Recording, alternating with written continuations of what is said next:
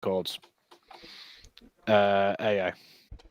The enemy brought 4 rear in, 2 Arados straight off the bat. Who both of them, one of them dropped bombs literally on top of me, and I drove forward a bit, and they just splashed off my armor because Object 268 Stellinium, strong.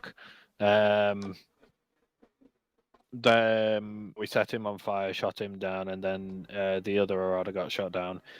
Then they brought in a Kika, which ended up suiciding. I managed to get a maneuver kill on the Kika with my Object 268.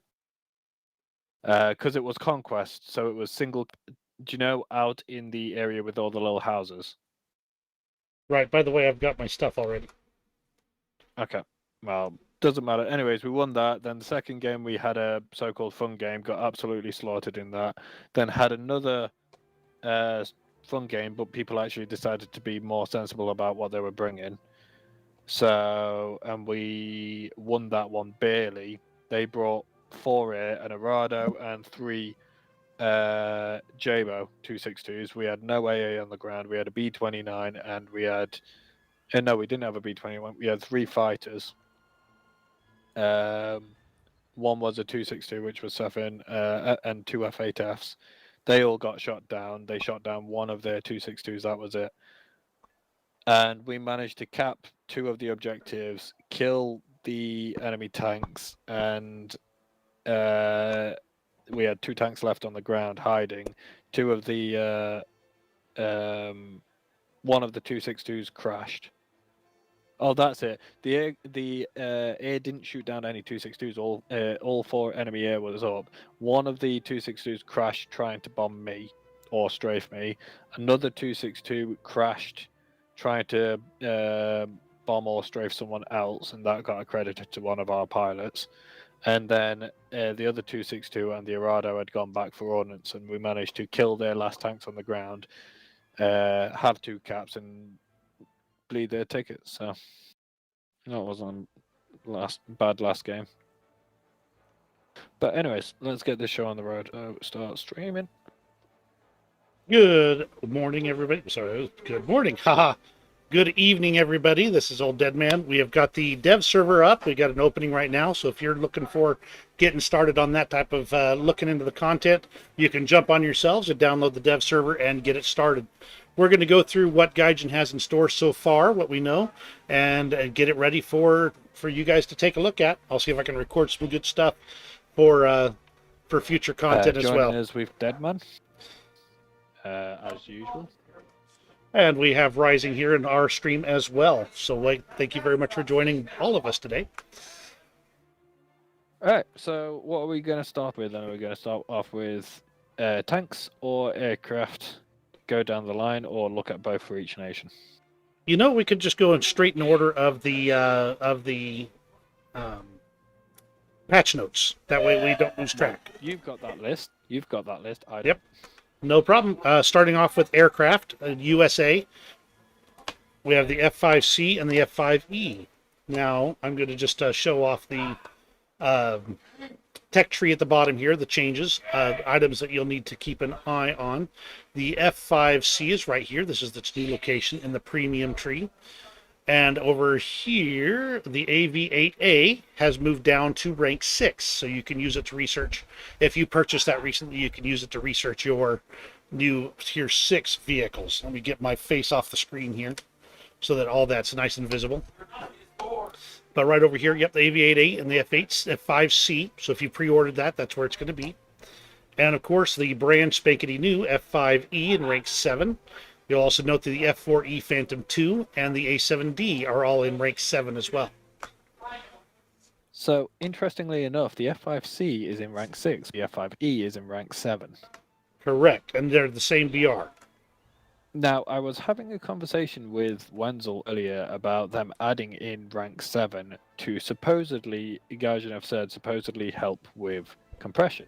Now, my thoughts is, how is adding in a rank 7 going to help with compression in battles? It does not. Now, they have announced at the same time they're also expanding to 11.0 BR.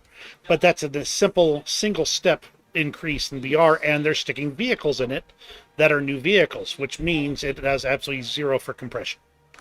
It's going to actually make compression worse because now you're going to have 9.0 jets. Well, sorry, not 9.0 jets. You're going to have 10.0 jets, which are already struggling a bit with the F4E Phantoms and the MiG-21s at 10.7. They're now going to be facing these new jets where they're going to struggle against even more. But what's even worse is that the problem the 8.7 jets are having currently, where when you play an 8.7 jet, whether you're spaded or you're stock, you're coming across AV-8As, Yak 38s, AV-8Cs, the Harriers, 9.7 aircraft like F-100s, T-2s, all supersonic, except for obviously the AV-8s and the Yaks and the Harriers. But even then, you look at them as they go off the runway and they beat some of the supersonics off the runway with their insane acceleration. They just don't have the good top speed. Correct. And you're wondering, as an 8.7 jet, how are you supposed to actually be able to fight against them when they're slinging air-to-air missiles around and they jump on your 6 and then they're gone? You know? Oh, absolutely. So it's not going to help with the compression at all. It's not going to change anything in that zone, and to be honest, it's probably just going to make compression for the 10.0 pilots and the 10.3 pilots worse. Yes, but the one benefit it might have, and I'm just using the word might very specifically, is that if you have a 9.7 aircraft, you're less likely to be put into a full up tier. Now, that still means most of the time that even if you get a full up tier, you're still going to be up against the exact same aircraft you had before. But they might get dragged up more often to 11.0. Of course, with that said, there's only one aircraft in the game, which is 11.0. Yep, that and being said as well, that's assuming that the rank does actually affect the matchmaking. Well, I mean, the BR certainly will, like I said. Oh yes, the BR will, but that's what I'm saying. So, for example, the AV-8s moving down to rank 6. Will that affect the 8.7 jets that are in rank 5? Will they not face the 9.7 jets in rank 6 as often now that they're down there, or will they still face them as frequently as we are currently seeing them? It's unknown whether the rank system actually affects the matchmaking system, or whether the rank system is just there for the purpose of advancing through the tech tree. Everything I've seen is just indicated it's just there for the advancing through the tech tree. So, yeah.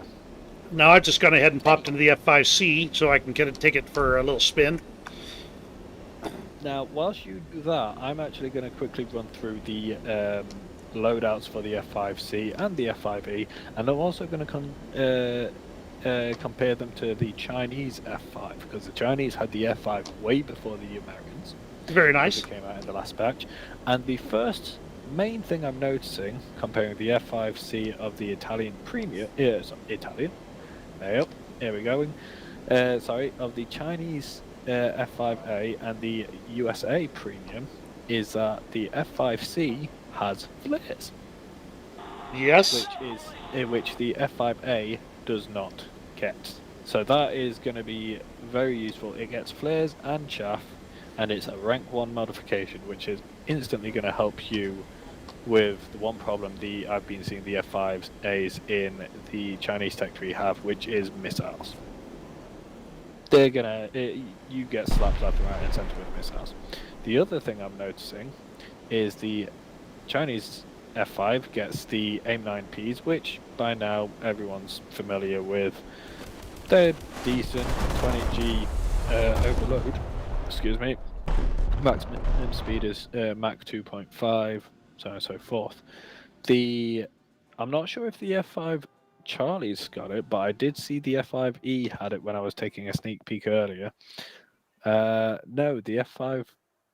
So the F5 Charlie has AIM-9Es, not AIM-9Ps. So the air-to-air missiles are actually worse because it's only 10G. Speed is the same, but it can't turn as well. However, the F5E gets AIM-9Js. Correct. You get the better ones, but you do not get the really advanced AIM-9Ps or anything like that in the F5E. No. Now, That's actually quite interesting, I find, in the fact that the Chinese F5, even though it's not getting the flares, it still gets better air-to-air missiles. Yeah, and that, that's normal. Now, other than that, the loadout bomb-wise is pretty similar. You get bullpups in both the Chinese F5 and the Americans. You get Mighty Mouse rockets. I don't think the Chinese one gets Zuni rockets, though. Nope, I'm not seeing Zuni rockets on the list, and I have seen the Zuni rockets for the American F5s, which is to be expected. A lot Yep. of the top ones are having the Zuni rockets. I haven't had much experience with the Zuni rockets, if I'm honest, but from looking from their stats, they do look sweet. 457 mil of armor pen, 47 kilograms with 8.9 kilograms of TNT equivalent explosive mass. However, this is the one thing I am most excited about, and this is why I will be going for the American Tech Tree F5E. If you scroll all the way down to the bottom, you can see it has a 30mm GAL-13A cannon. Yes, they showed that. They showed that on the dev stream, and the thing was actually dragging on the ground underneath the plane when it was taking off. It was hilarious, and to be honest, it looked like a phallic symbol. Now, the thing about this, which makes it so wonderful, is the armor pen. 102mm armor pen. Now, 102 is a lot, but obviously it's 10 meters range. You're not going to be 10 meters away from a tank unless you're very, Right. very daring or you're having problems. However, 500 meters range or 1,000 meters range for a supersonic aircraft would probably be more accurate of where you're going to be starting opening fire from. 75mm of armor pen at 1,000 meter range. 88 at 500. Yeah, 500. Is that enough to go through the thickest roof armor in the game? If it's not, it's pretty darn close. Because I cannot remember the roof armor of the mouse, but it's got the thickest. 60. Yeah, you can go through a mouse's roof armor at 90, at 100. Sorry, at 1,000 meters. 1,000 Yeah. meters you can go through. And that gives you roof plenty of time to pull out as you're pulling out. So, especially if you got your air brakes on. yep, it's gonna be sweet. Now, obviously, top tier. Most top tier tanks don't have as thick a roof as the mouse. They might have some fancy error armor on top, but I don't think there's any tanks with composite error on top, as far as I can tell. I don't remember any, but I think it is a thing on some of the more modern tanks. Just not that common. Now, I am just going to take out, and we'll take out a Zuni rocket loadout, just so we can play around with these, see what these are like. Put on 20 minutes of fuel, because anyone who flies with less in a supersonic jet literally wants to be in combat for a minute and then be running. And then have to be running home, yeah, because you're, if you're hitting your afterburner, you're going to suck up that fuel fast. In fact, when I'm flying the F-11 F1, I run it with 30 minutes of fuel and burn off 15 minutes of that fuel just getting to the battlefield. Which one, sorry? F-11 F1. Oh, yeah. It sucks fuel on the afterburners. Yep. Well, I mean, it's like G91YS. I only put 20 minutes of fuel in because the afterburners aren't as fuel hungry, but it does eat up some of your supply quicker. Now, one thing that makes me really kind of excited about when I get my F5E is, compared to all the other supersonic jets in the game, the F5E is a stunt fighter. And that's what I'm looking forward to, because it suits my playstyle perfectly. So, the only reason I'm going to go for the F5E is because it has a ton of ordnance options. Because while I am certainly not above taking a nice maneuverable fighter into the battle, I really like to bring a whole lot of stuff to blow up. That said, this thing's actually pretty responsive here. I'm liking the way it turns. And again, for something this small, it's got an impressive ordnance load it can carry. Oh man, you pop the flaps on this thing. Ooh, it'll really pull a tight turn.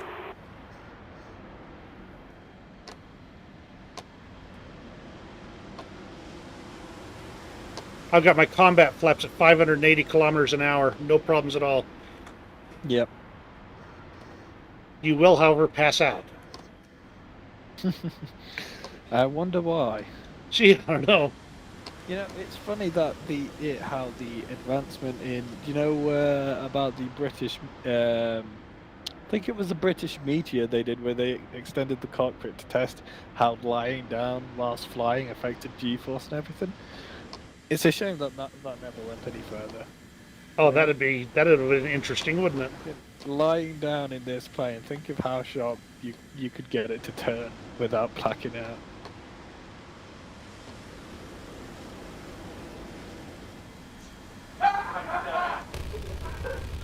Flies upside down quite well as well. It's an extremely responsive plane. Yeah, even at low. Rolls not quite as fast as I might have preferred, but of course this is a stock that I'm messing around with right now. Yep, same. But let's go to the modification and see if it does have a booster mod for it.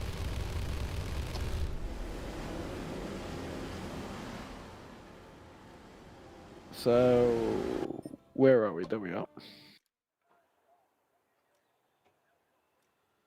New boosters. Yep, new boosters. So that will become very responsive with those new boosters. By the way, for my viewers here, this is the modification screen for the F5E. Look at this entire huge block of modifications on the ordnance side. Enormous. It's going to take a long time to research all this out. Yep. So for the F5E, my research priorities would probably be chaff and flares. You only need one at that, so I'd probably go chaff and flares, new boosters. But you need two from the second one, so I'd go new boosters and possibly the gun pod, just so I can get the gal early on. You know, freaking just go head on with everything with a 30mm gal cannon. Definitely get G suits and the AIM-9Es, then engine AIM-9Js, and then go back up the performance, get compressor and all that, and then start going down the ordnance. Because I feel like you don't really need the ammo belts for the 20mm ammo. Because, yeah, you're sure you got that practice shell in, but with the fire rate you've got on those, you're hitting them with multiple of each shell anyways. Right. All right, I think that's enough on the American stuff there. I mean, that's all they have, is those two planes coming in. And they do not have, by the way, any ground vehicles, just kind of mentioning that coming this patch. So far, you know. All right, so next up is Germany's F... To be determined, yes. Just as a reminder, flight models might change, as well as everything else. It's a dev server. F4F late. By the way, this is the new... Look at that rank 6 area. Oh my heavens, yes. So... Isn't that such a weird layout? I mean, they just went straight down. Well, it's the Americans on the left side, Germans on the next left. Who knows? I mean, yeah, it looks kind of like. That's yeah, that's long. That's a long chain to get through. Okay, so the dev blog on the vehicles moving to rank 7 was really badly worded. It mentioned the F104G, but clearly the F104G is still in rank 6 in the dev server here. So keep that in mind. Your F4F early also moved down to rank 7. That's interesting. And the F4F itself, of course. That means if you've got the F4F early already, you've got a plane already in rank 7 ready to go. Sounds like someone's having a good in the background. Yeah, I got some kids playing D&D type stuff over here. The F4F late, or whatever they're going to call it, or just F4F. Let's take a look at it. Now, looking at it, comparing it to the F4FE, not seeing too much of a difference straight off the bat. I mean, you do have flares and chaff on the F4F, which you don't have on the F4F early. Other than that, I believe it's the same mods, right down to the names of the bombs and everything. Or does options look about the same? No, there's something different. Hang on, let me take another look. No, they look about the same right now. So, yeah. Well, I mean, looking at the modifications that you unlock for ordnance, the bombs Mark 82, M117, Mark 83, Mark 84, and then you've got rockets, which is the LAU 3A, LAU 10A, AGM 65Bs, and then I know the ATGM, the air-to-air missile, sorry, are the same. I've already checked that. So the ordnance looks like it's the same. It doesn't look like you get anything fancy, and it looks like carry weight is the same as well.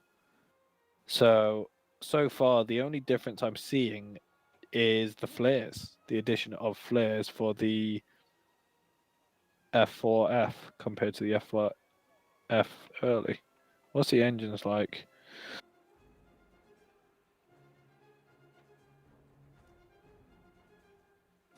The F4F, it's some MTU Aero Engines J79 MTU 17As, 4860 kilograms of force thrust, and afterburner 7670.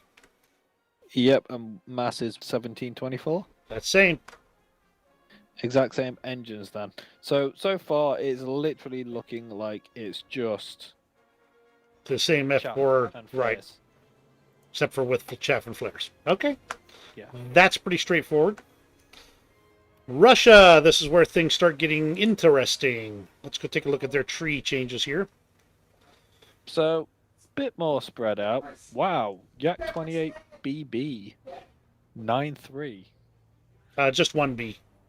Yak 28B at 9.3. Oh, yeah, yep. I saw the 8 as another B for some reason. But yeah. So also the SU7 BKM is going to be rank 6 there. So you can see it in the premium tree. And Yak 38. Now rank 6. Where is that? Let's see, Yak 38. Left side. Left side. Yak 38M, and then you got the premium Yak 38 at rank 6. Gotcha. So yeah, looks like we've got those moving down. We also have the MiG-21 SMT BIS and the MiG-23, of course, at 11.0, and the Su-17 M2 also moving into rank 7. So they'll have the largest rank 7 tree in War Thunder. For now. For now. So, which new aircraft are we looking at first? 3 new aircraft, actually, because you've got the premium Su-7 as well. Let's see. Well, let's take a fast glance at the Su-7. Shouldn't be any surprises here. It's pretty much the same stuff on the other Su-7s. I believe the main difference is isn't it the ski landing gear? Is that on this one or not? Because I know on one of the Su-7s, I think it might be the BKL, they put the ski landing gear on.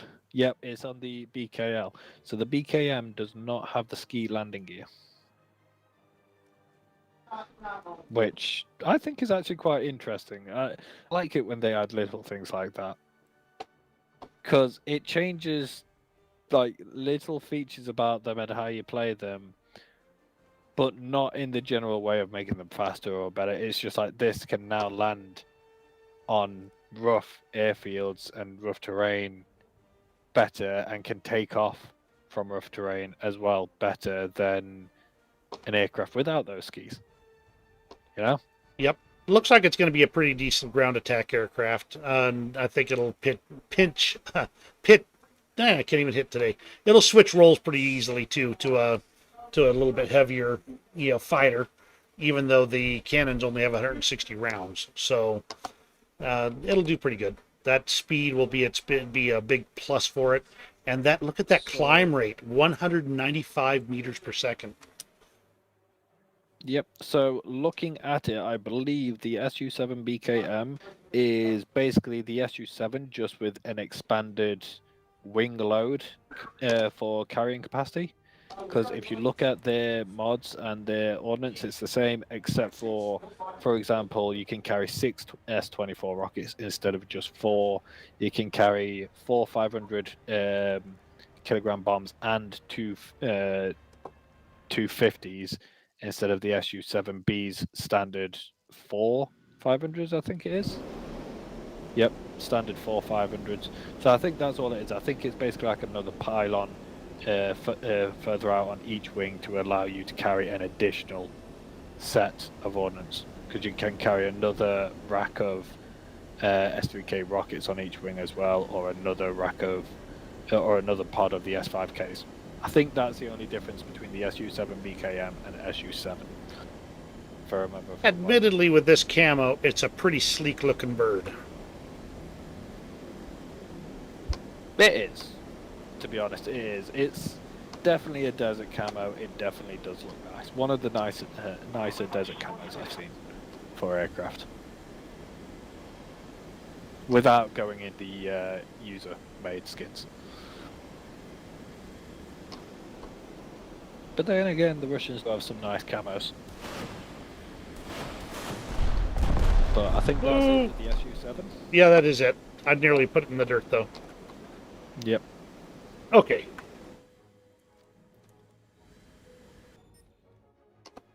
Decently responsive, even under full load, so, I'm not going to complain about that. Yak 28, I think, is our next target. Okay, so this is 9.3. And as you can see, it's a swept wing twin-engine bomber. Jet bomber. Is this the highest BR bomber in the game at this point, then, at 9.3?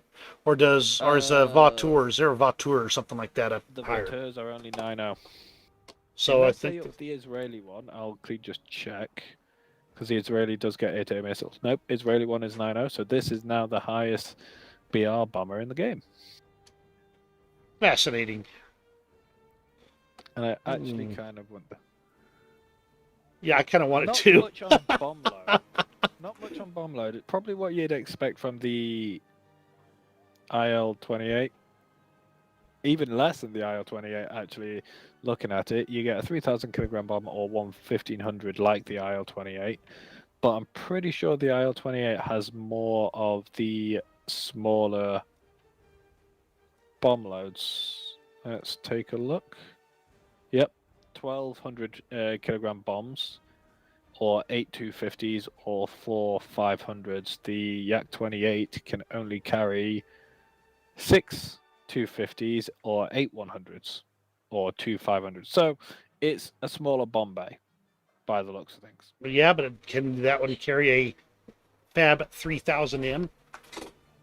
Yes. See, IL-28 carries a Fab 3000 as well. there we go. So it's got the same type of loads, just I think this is the better aircraft.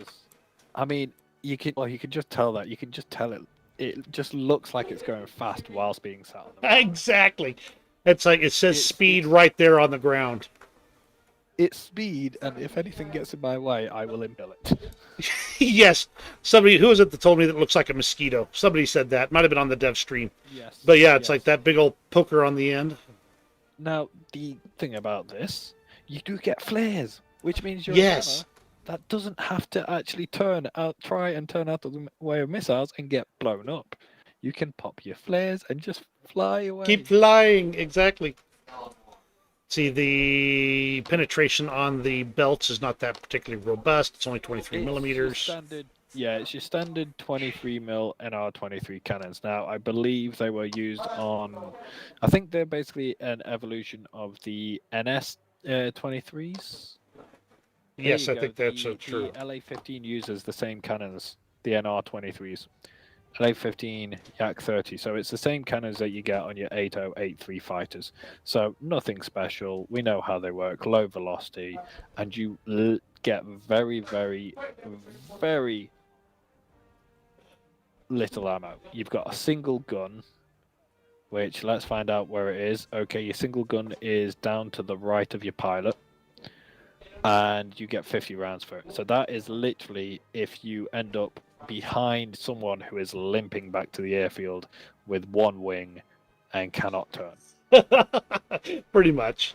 All right, let's move That's on to the all that- MiG-23M then. But I like looking at things. Oh, fine. Let's go. We'll get back at the thing. Jeez. Right, Okay, so we're looking at it. MiG-23. Okay. Okay, MiG-23. This is a, they were demonstrated this on the dev stream. I'll include a link in the description after the stream's over when I can actually take some time to put it together to the dev stream so you guys can take a look at this. They demonstrated how it automatically, during takeoff, leaves the wings out at full extension. Partway through in the subsonic range, the wings will start to fold back. And just as you get into the supersonic range, they'll fold all the way back up against the aircraft. And by the way, when you are at supersonic speeds, it literally blocks out the flaps because, number one, they're tucked partially into the fuselage. Which does mean you don't have to set key bindings, which is always a nice Correct. feature in this game because there's already too many. Oh, yeah. Especially if you get into like engine controls, manual engine controls, and all that sort of stuff, or you do a lot of sim flying. You'll Yeah. find that a lot of your keyboard's already used up. So I don't even know where I'm going to map the new keys for a lot of this stuff, honestly. But anyway, now looking at the, I mean, that's a lot of big fuel tanks and a big engine. It does look nice. Now, you've got a fire rate of 3,400 rounds on the 23mm GSH cannon, which is basically the same cannon you get on the MiG-21s. it only has 200 rounds. Literally, you'll be through it in about, what, a 3-second burst? Yes, Tops? But this is its party piece. There's a new air-to-air missile in the game. Now, Yes, it's indeed. not much of a turner compared to what all the others are, but it's fast, very, very fast. I think am I right in saying this is the first air-to-air missile that goes a speed of Mach 3? I don't know if that's true or not, but I think you might be correct. Because I don't know any other. I've not, to my knowledge, seen any other missiles. I might be missing something from like the Chinese tech tree or stuff like that because I haven't played top tier for them yet. But I'm pretty sure this is the first air-to-air missile that goes Mach 3. Someone correct me if I'm wrong, because I'd love to know. But if it is, this thing's going to be lethal. It can turn 16 Gs, and it's got a maximum overload of 3.7 Gs during launch, which means that you can launch it in a 3.7 G turn, which isn't special, seeing as though the Russians do have a air-to-air missile you can launch in a 7 G turn. Yep. The big party trick on this one is the all aspect. So Yes. that's going to be the new feature in Air RB. So It's essentially the same as the Phantom's radar guided missile. You lock on Correct. to the enemy aircraft with radar and then guide it in through that. So as long as you have lock, you can fire it, and with a Mach 3 speed, it's gonna hit pretty quickly. But I still find those R60 air-to-air missiles ridiculous. 30G maximum overload and a 7. This is the annoying thing: an overload of 7G, which means that they can literally lock on and shoot it whilst turning. yes, that is true. So So a lot of good options there. The ground ordnance is pretty good too. Not, I mean, certainly a good amount to be carrying on a fighter plane, including the S5Ks, the KH-23Ms, the normal bomb loads. Although they don't have very large bombs mostly. A couple of 500 kilogram bombs would be good, and just a good mix. that exhaust is just huge. Like you could Crawl inside up, and take a you nap. crawl inside. I was just about to say you could crawl inside and go to sleep. Probably get a bit toasty though, but Well, it would if they or tried to fire maybe it up. But you wouldn't notice for probably long, smell let's of put it smoke. that way. Yeah. But my one question is, now that we've got this, how long until tornado? Because if you look at it, it resembles a little bit like a tornado. Okay, Especially the air okay. intakes. You know, you see where I'm going with the air intakes? Uh-huh. I do. So, I'm tornado. I can Come see. on, Gaijin. Oh, it'll happen eventually. Freaking Russia's got like the first of the new swept wings, and now it's got first of the new swept wing or variable wing, sorry, aircraft. I keep calling them swept wings, but new variable wing aircraft, and now they've got the first of the variable wing fighter. When tornado? When can Britain have the first of the good stuff? I'm sorry Britain suffers. I was going to say, I think the last Britain had the first of any of the good stuff was Hess shells. You know? Back Well, in yeah, the but day then they when Hess nerfed shells it. used to be good. Exactly. Speaking of Britain, I think it's time to move on to the only aircraft that Britain's getting so far, the Sea Vixen. And it's a premium, so we can actually test fly it as well. Indeed. Just as a reminder, the Harrier GR1 is moving down to rank 6. So if you've got it as your premium, you can use it to research your rank 7 vehicles. And the two Phantoms will be the new rank 7 lineup in the British tree. So keep that all in mind. Now, I do love the Sea Vixen. I mean, it's a quirky aircraft. The co-pilot is sat in his own little cockpit, adjacent but slightly behind the pilot, and sunken down. Originally, during the prototypes, the co-pilot was sat adjacent to the pilot at the same height. Then it was adjacent but slightly behind the pilot at the same height. Then they thought of a standard cockpit of pilot in front, co-pilot behind, but then they decided to go back to the side-by-side cockpit, but then sunk the guy down just for extra aerodynamics. Yeah, well, the co-pilot wasn't actually a co-pilot per se. I mean, I'm pretty sure it's a Rio officer, isn't it?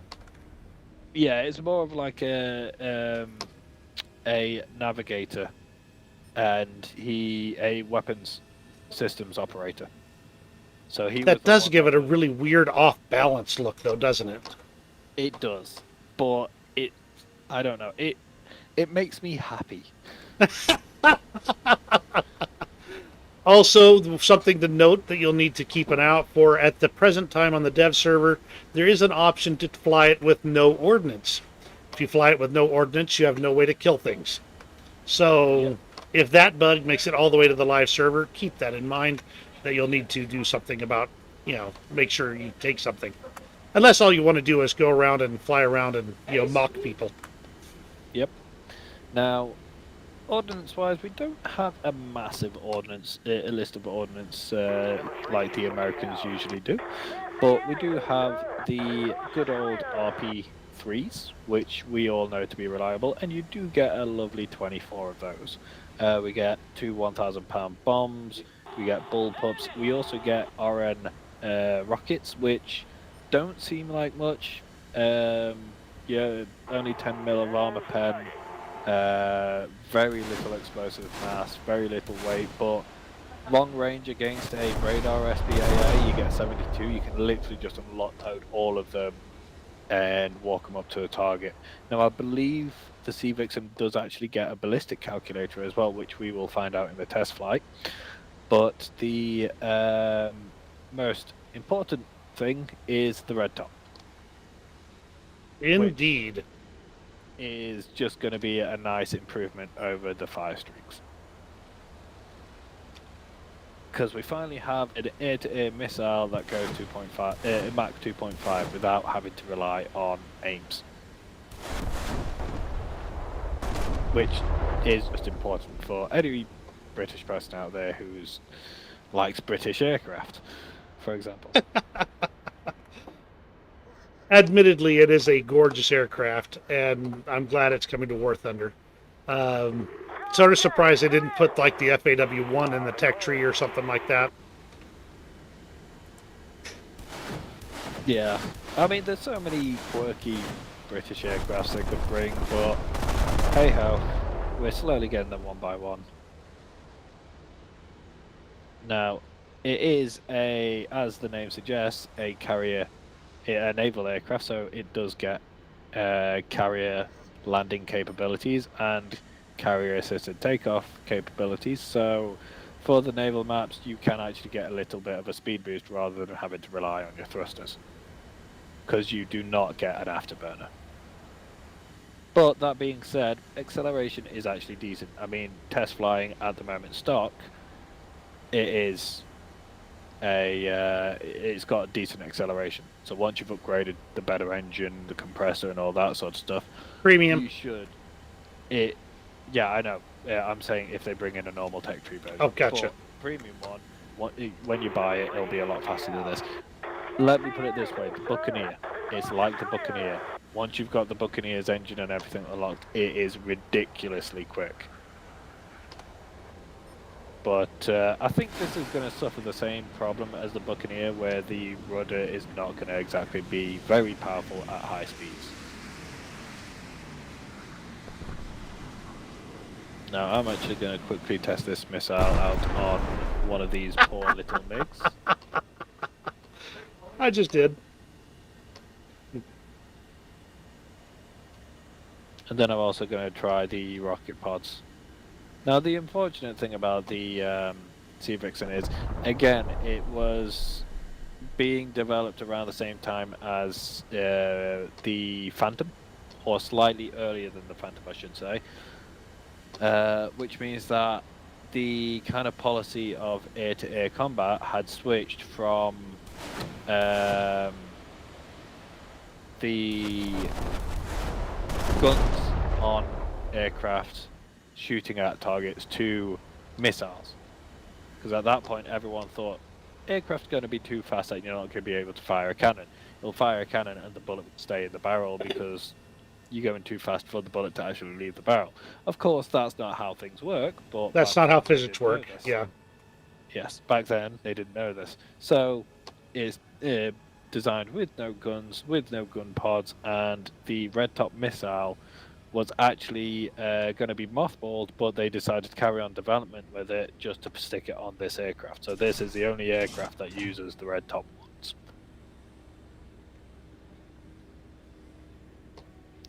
Now, I can say that the RN rockets, or 10-kilogram rockets, similar to the Hydras where you fire them and they fly practically straight. And I just ammo-racked the radar SPAA by shooting it in the barrel with one of these. Nice. So, yeah, they're going to do fine against radar SPAA. If you want to go against tanks, maybe bring some bombs. Again, your ordnance load isn't exactly the best, but that's what it is when you get these early jets. True enough. All right, so that's everything for British Air. Sadly. To Truth. be determined. If you really want something to be sad, though, Japan's only addition to their air tree. P-51C-11. Now, Premium. I want to quickly check one thing on the Sea Vixen, though, is whether you get boosters to unlock. Yes, you do. New boosters. Because one thing I noticed whilst I was flying, it was you do lock up pretty badly when you start reaching that 1,000 kilometers an hour, and you keep accelerating past that as well. So you are going to need those boosters later on, but you are going to have to be careful about wing rip. True enough. On to Japan. Indeed.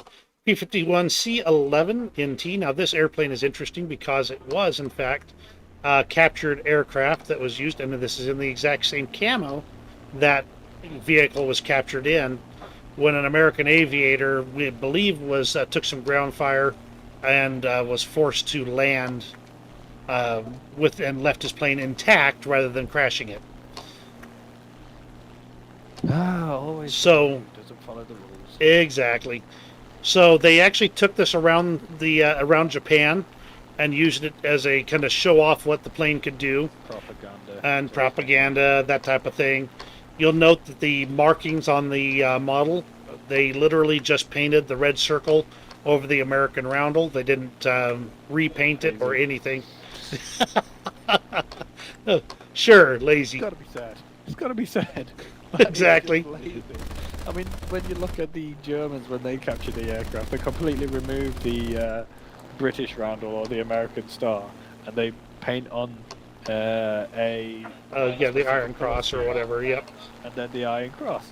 Freaking Japan is just like, nope, just stick a circle there. Yep. there, and there. Red circles. We're done. And we move on. So I mean, it's a pretty aircraft. It's really disconcerting to see a P-51 with those roundels on it.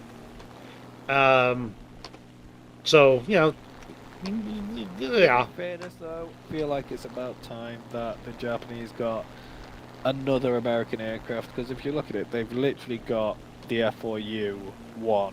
They've got a few German aircraft because they were allied with Germans, but they literally got the F4U-1, even though they had loads. They captured a few variations of German aviation.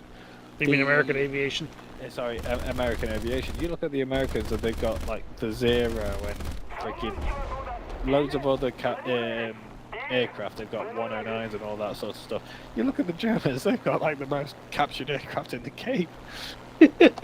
True enough. Freaking Japan's just got one piddly F4U. It's like, Hey, they also had the Japanese B-17.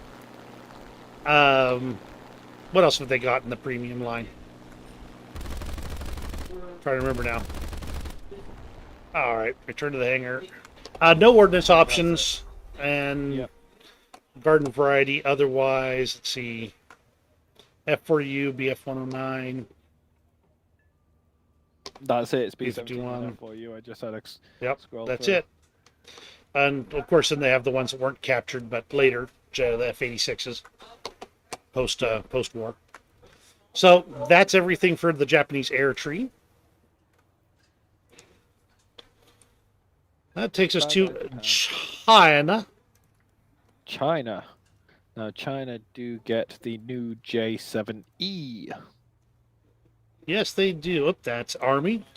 Pay no attention to the man behind the curtain. There's the F-104G that's moving down to rank 7. They're also getting an F-5. So they get the F-104G and the F-5 both moving down, and the new J7E. You know, it's an interesting looking aircraft, isn't it? Hmm. It's definitely reminiscent of a MiG-21. Yeah, but there's a lot of with cues their there. own wing. They've changed wing. Definitely. Just gonna switch over to Russia and see the MiG-21 and see what else they've changed. Yeah, wing shape's definitely changed in the fact that it curves out towards the edges. I believe it's got a larger tail wing, but the rudder looks very much the same. Or actually, no, the tail wing might be the same. It's too difficult to tell. Right, hang on a sec. Pretty decent specs. Even stock at 2156 kilometer per hour maximum speed, 29-second turn time, which isn't that surprising for jets, and a decent rate of climb. I wonder what it'll look like when it's actually fully spaded. I did notice that the required RP is for these rank 7 vehicles is only 390,000, so they didn't increase that, but neither did they reduce the rank 6 stuff yet. So, you know, at this point, they haven't made that full transition to any kind of change for rank 6 for required RP research. Right, so J7s were license-built copies of the MiG-21s, which is why this one looks so much like a MiG-21, because it is actually a MiG-21. But China's put their own twist on it, as you can see with the wing span.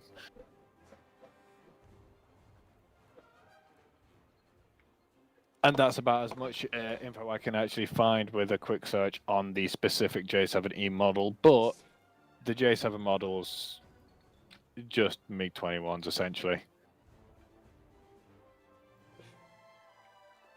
I'm checking my notes. I had a few oddball notes on this aircraft here.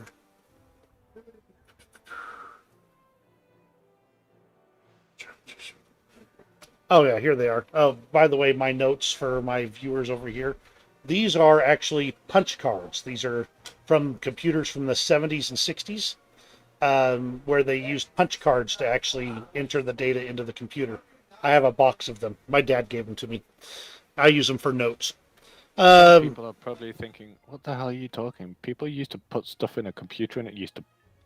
Yeah, Do be stuff to it? on exactly. You I mean you know, didn't just crazy. look at the screen and I know. poke it, and it tell you? What is this? What is this black magic? Okay, let's see. The PL5B, where'd it go? Is Yes, similar to the AIM-9P. There we go. That's why I had noted down. It's very similar to the AIM-9P. Yes. I believe you'll Pretty good find air-to-air that's- missiles.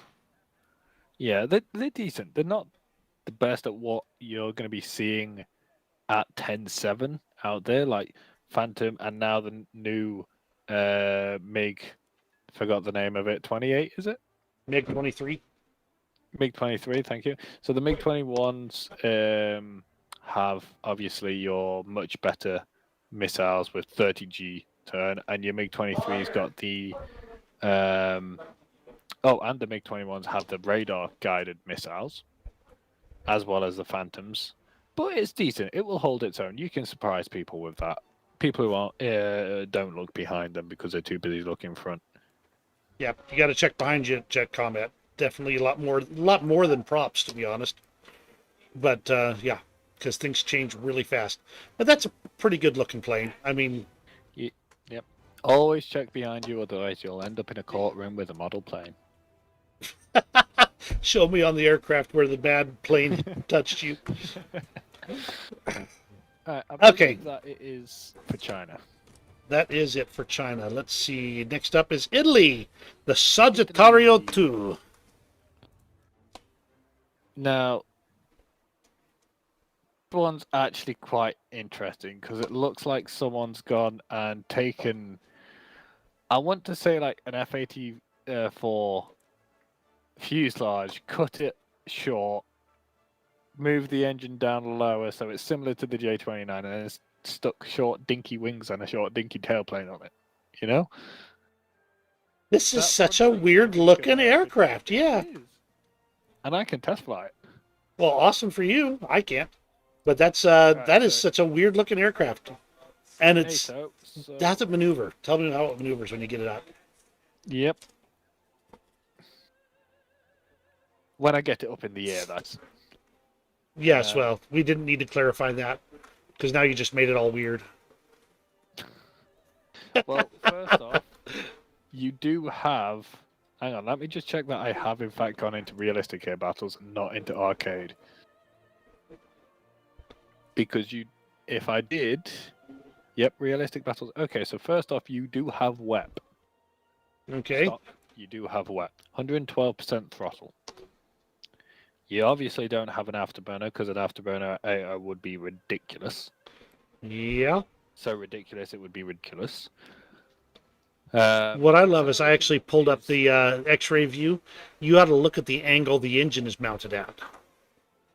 Yes, it's a lot like the, I want to say the LA200 with its second engine in the front mounted down at an angle. Yeah, it's downward at an angle. Yeah. So one thing I will say is a lot like the CL13, where you need your landing flaps to take off because your nose does not want to lift up, even at high speed. And that's one of the things I've noticed recently because I have been grinding out the CL13 for the Italians. You get to 300 kilometers an hour, 320, where you start getting to your warning of your landing gear is going to rip off.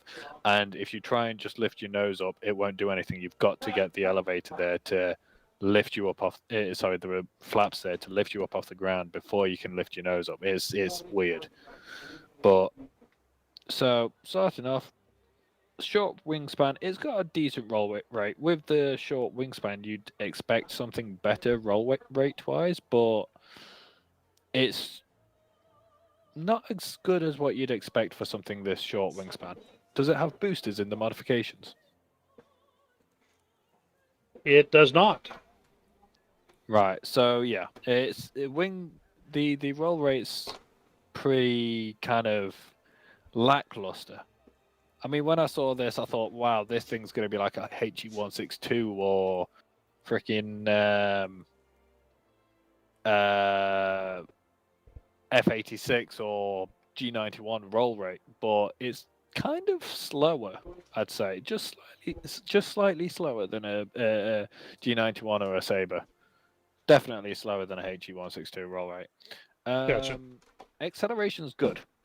Acceleration's good, similar to that of what you'd expect of a Sabre.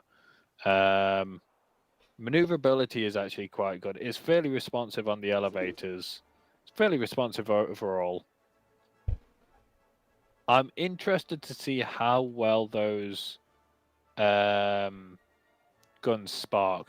Because is it 30 mil or 20 mil? Because I know it's 30 mil. Hispanos. Yeah, I was going to say, because I know it was a weird one, because you don't really see 30 mil Hispanos. True enough. Well, I do like the these are symbol 30 on the mil tail. Hispanos. That is pretty cool. What, the little A with the wing? Yeah, the A with the wing. That's cute. Yeah, it's, something, it makes me think of Captain America. It does kind of make me think of that too. Because on his original helmet, how he has the wings on The wings side on of it. his- Yep. Yeah. And then an A. That's what it's making me think of. But yeah, it's responsive. It's going to be a nice little fighter. ATO. I'd say I have it as you 8.3. Hang on, let me go back to the hangar then. But I mean, you'll probably not be out turning MiGs. Yes, you're right. It is 8.3. That's my bad. But you probably won't be out turning MiGs, but you'll be able to give them a competitive dogfight due to you being able to roll faster than them. And Right. kind of keep up in the turns, especially if you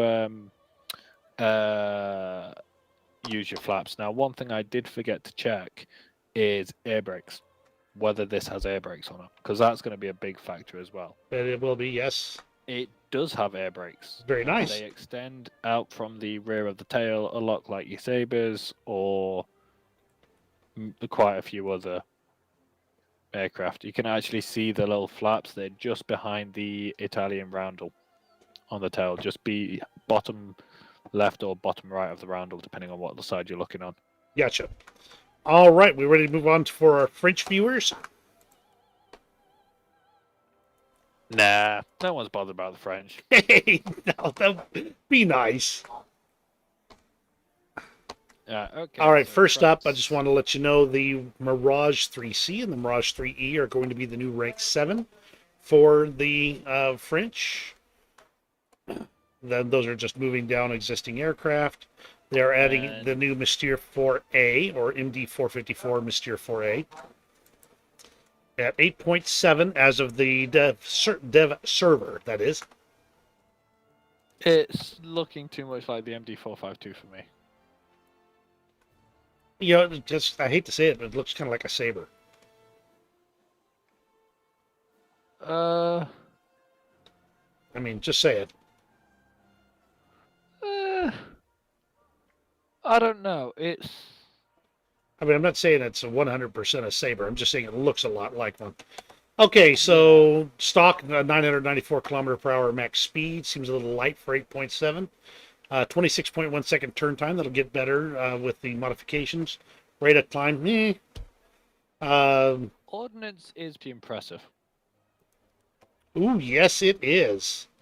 Look at all them French snebs. jet, compared to what you get with a lot of the other French jets, rank 6, rank 5, that's carrying a decent amount of ordnance.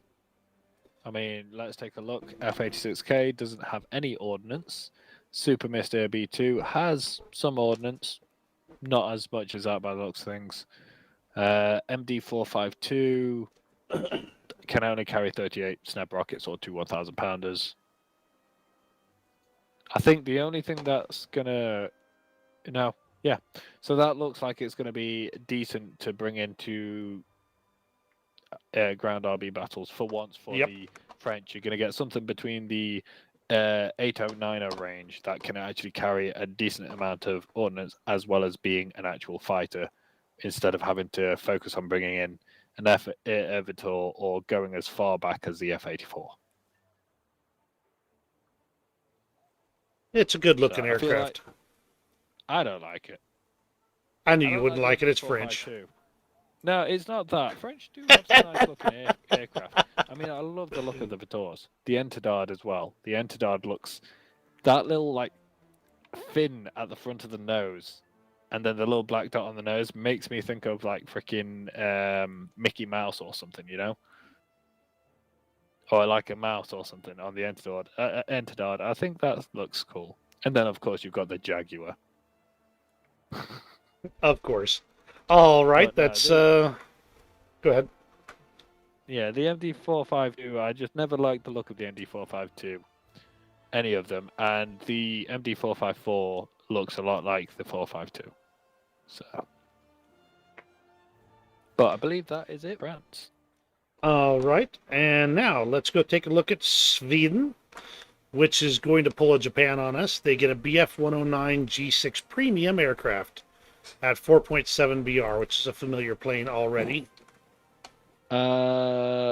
Now it does get similar loadout to the German 109 G6, except I believe it gets the. I don't think the G6 gets the gun pods, does it? I don't know. Let's go This one's to- got gun pods. I know that. I just had a look. I don't know. I'm just saying. Oh no. Okay, so yeah, so it's got the exact same loadout as the G6. I didn't know the G6 got the gun pods. I've used mine so many times and I've never noticed the gun pods on it. Well, you probably never used them. I mean, really. No, probably not. But as far as it goes, it's gonna handle like a normal G6. Yep. Shoot like a normal G6, bomb like a normal G6. It's a Although G6. I do like the paint scheme on the nose. That is kind of cool. Yeah, it's nice. Rawr. It's a nice skin. Not so big on the white and blue roundels, but it's a nice skin. Oh, they work. Okay, and by my calculation, that's all of the new air vehicles. And we're going to ground. Bye bye, America. Yes, we can just go ahead and skip right past America. There are no new ground vehicles coming to America this particular round. TBD. Now, that's right. They could add more, and I think it's likely they will. But at this point, we're not expecting any ground vehicles for the U.S. I feel like my whole purpose of this stream is just to say TBD. Yes, well, I'm certain that that American aircraft will be very pleased. All right, so Brits, I'm going to drop down and take a fast peek. Oh, you're going Brits first. Or not Brits. Ugh. I apologize. Yeah, Germany. I'm looking at Germany, and there's two. Martyr A1 Dash. Yes. Now, Okay. I believe they've put the dash in, so you don't know exactly what mark of the A1 you get, because the A1 went all the way up to A1A5 from A1A1. Or Could actually be from just that A1. maybe upgrades or something like that will determine what mark it would be. Yes, because I know the A1A5 got night vision, but the earlier versions of the A1 did not. Now this is Speaking of, this one 73. does not have. This has regular night vision, not thermals. Yes. Okay, so this probably end up being the A5 then. Spoiler alert. But, Okay, yeah, looks like the 20mm gun's got a. look at it. This hull down is gonna be pretty good. Can I test drive it? You probably can. I know I can't because I've can't. never researched the M41. Me neither. But Damn. it does look pretty good. It should be a good AFV there. And I wonder. I want to know if that machine gun on the back actually works. Well, it's modeled in. If you actually look, Yes. it's modeled in. It's a 30 cal. You've even got a horizontal turret ring with actual stats on its turn speed and its guidance, which is 90 degrees left and right, so it cannot turn and fire forwards. But there's no vertical drive in it at the moment, and also really what at top BL, you're not really going to have a purpose for that. You know? No, but it's only a 7.3. You could machine gun some light vehicles to death, maybe. Something open top. M56s, for instance, you're going to be right in that same range. But that said, doesn't that mean you give you a big old dead spot for your 20 millimeter cannon when you rotate back that direction? Yeah. I think it might do, because looking at the level of the cannon, actually you might just be safe, but you won't be able to go down Yeah, directly 180 degrees. you might behind, get so a that 0-degree elevation on the very back. Yes. Well, until you go either side of that gun. Right. But you do still have that Milan launcher. That is true. Assuming that's not what they kill first, Yeah. Placement is interesting, to be honest. I mean, they put the engine in the front, so and you would normally say you don't want to get shot there. Well, in this one, if you're going to stop anything, you're going to need to be shot in the front, because otherwise, I mean, your entire rear end has got nothing. You do have a very nice turret turn speed, 36 degrees per second horizontal, and then you've got 34 degrees vertical. Now that's not as fast as some of the other IFVs, but that you can compare to, such as the Type 89 or the Warrior. But this is a whole BR lower. This is 7.3, whilst those are usually 8.3 or 8.0. So at 7.3, that is a very good turret rotation turn speed. True enough. Should be a lot of fun. The Milan missile's pretty good at this BR as well. Yes, 530 mil of pen. This is going to be the main competitor against the BMP. Agreed. And with the crew being that low, you can probably poke the vehicle up over a hill without actually exposing your crew. Unless, of course, someone puts an HE shell on you, and then it's going to bounce all down in there, and you're dead. To be honest, I think you can poke up above a hill without even exposing the actual flat part of the turret. The commander's optics are pretty low, according to that. Now, I mean, you might be able to just barely nudge it over, and the gun and the launcher would both clear well before the optic will. And you do have 17 degrees gun depression. 65 degrees gun elevation, so you've got very good angles to get, like, crawl up to the side of a hill, even if you're an odd angle, and just poke that 20 mil and the launcher over. The question is, what's the launcher's elevation and depression? And I can't actually find a vertical guidance. Plus or minus 5 degrees. There you go, plus or minus 5. So the launcher is a lot like that of the Warrior. Or the later BMP that has it stuck up on a pole on top of the roof. But still, I think this is going to be a lot like what the BMP2 was like when that came out and faced the Warrior. You know? Because the BMP3, it's 76 mil gun firing a anti-tank grenade. And you've got reload time. This is an autocannon. So I feel like the tables have just been turned. The Russians are finally going to get their own medicine against them in the form of German BMP2, aka Marder A1. So this is something I'm definitely going to grind, because I do like the look of this. Yeah, it looks like it's going to be a fun one. You've gone very quiet. It looks like it's going to be a fun one. There you go. That's better. You do get smoke grenades. It's classed as a light tank, so you get your standard light tank spotting and everything. Decent horsepower to weight ratio, not quite, not quite 20 horsepower per ton, just shy of it, but you might reach 20 horsepower per ton once it's spaded. Don't know. Right. I don't want to work out the calculations at this time. Not yet. We're in the middle of other things right now. Plus, TBD. They might change it. Right. Next one is the TAM2IP Premium. I love the look of this thing. I love the look of this thing. It is such an interesting look. The wedgie type turret there. It looks like something wedgie. That's right. I'm gonna give you a wedgie on this one. It looks like something out of Star Wars. It really does.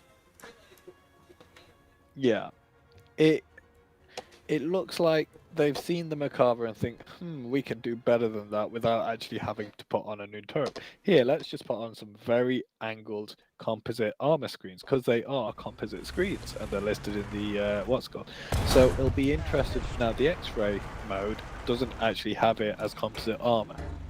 So I'll be interested to see if that's not modeled in yet and will be in the future, or whether it's not going to be modeled in as a composite screen and it's just going to be variable thickness armor plates inside. So TBD, but it still just looks freaking cool, and I'd love to see how well that armor works at ricocheting shells off the turret. All right, I need to submit a bug report. Oh. Yeah, the feature where you're supposed to, where it automatically adjusts the range is working, even though I don't have a laser rangefinder on this. Took it for a test drive. Do you know when you did a test drive, did you do current or reference? Oh, probably current, to be honest. Because I know one of them allows you to test drive a premium vehicle with basically all the mods unlocked. Well, I can tell you the gun's pretty good. That's a 105, isn't it?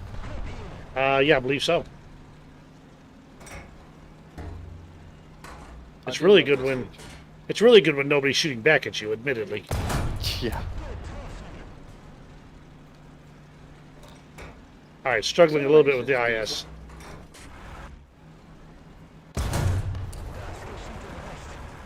Turning's good. Turning is very good. Let's try turning on the spot, shall we? Stabilizer's excellent. Turning on the spot is actually very good as well. Yeah, it's very responsive, and the turret can almost keep up with it. Yeah, Bet you. I was about to say, turret can almost keep up. But if you're going to turn on the spot, you're not going to really want to have your... That's good. One thing I will say about the laser rangefinder is it actually... I feel like they need to fine-tune the actual... Not so much the laser rangefinder, it's more the actual bars on the screen showing you range. Because the laser rangefinder is showing that the tank's 700 meters away. Now the rangefinder's gone to 750. Yeah, that's because the laser rangefinder gives you a doesn't give you an exact, or at least the regular rangefinder doesn't give you an exact number.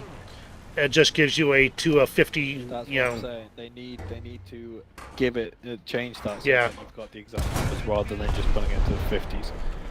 Because at the moment you've got the laser rangefinder saying 450, so it's going to it's saying 700 and it's going to 700 or sometimes 750 if it's above, like if it's 726 it'll go to 750. If it's 700 it'll go to if it's 724 it'll go to 700. You know, it's not Right. fine-tuned. It's not being precise. Sort that out. I mean, it's not bad. You can just kind of sort it yourself, but a lot of people now are going to do that rangefinder and then think the crosshairs, that's exactly where the shadow's going to hit. It's not.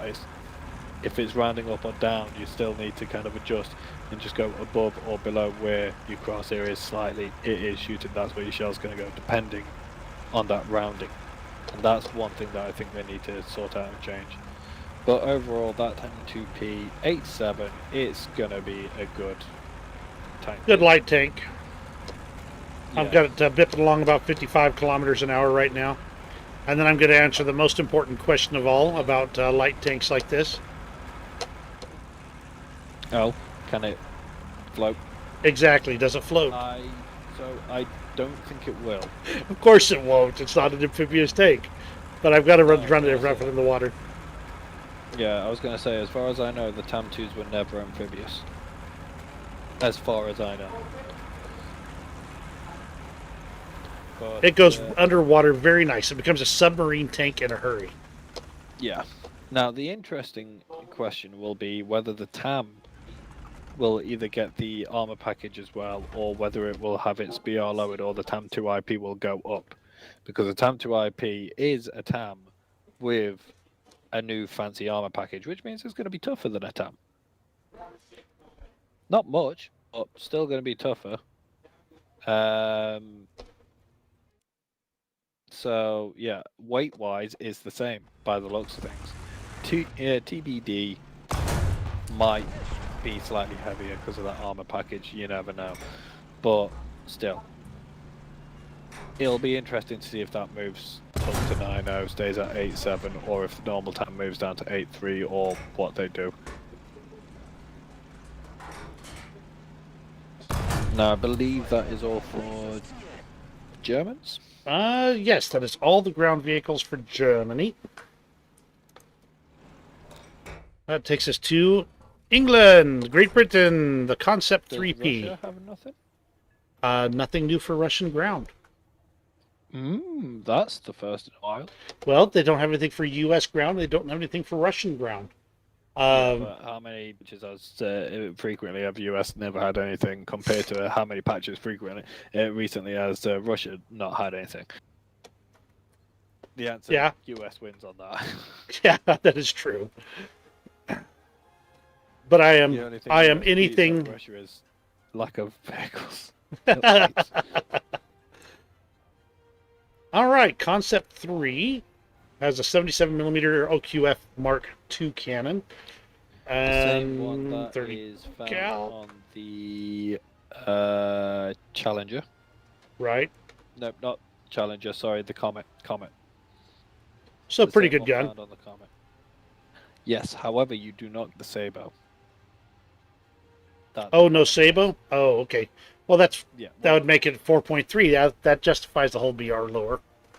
Yeah, I was sure. going to say, because the Sabo, the Comet's 5.7, and it's got Sabo with 199 mil of pen at 500 meter range. The Concept 3 does get the shot Mark 8, which is actually a really good shell. A lot of spalling inside the tank. I feel like the shot Mark 8's been nerfed recently, because I remember back in the day, the Firefly, when on the Firefly it had like 180 mil of armor pen or something like that. I don't know. But yes, 4.3, it's got a very good gun. You're going to be popping. And at 4.3, you might see a Tiger, but even against a Tiger, that shell will still hurt it. At 1,000 meters. At 1,500 meters, it will still hurt it as long as the Tiger's flat onto you. Yeah, I mean, it's got a good shell. Shot Mark 8. Angled, 500 meters, you'll be able to go through as long as the angle's like 30 degrees or less. Right.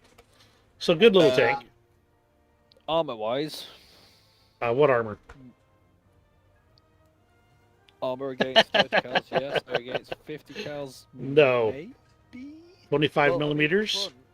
Front angled. Effective thickness 31. Okay, 26 for some 50s. Yep, and you do have 25 angled on the gun mantle.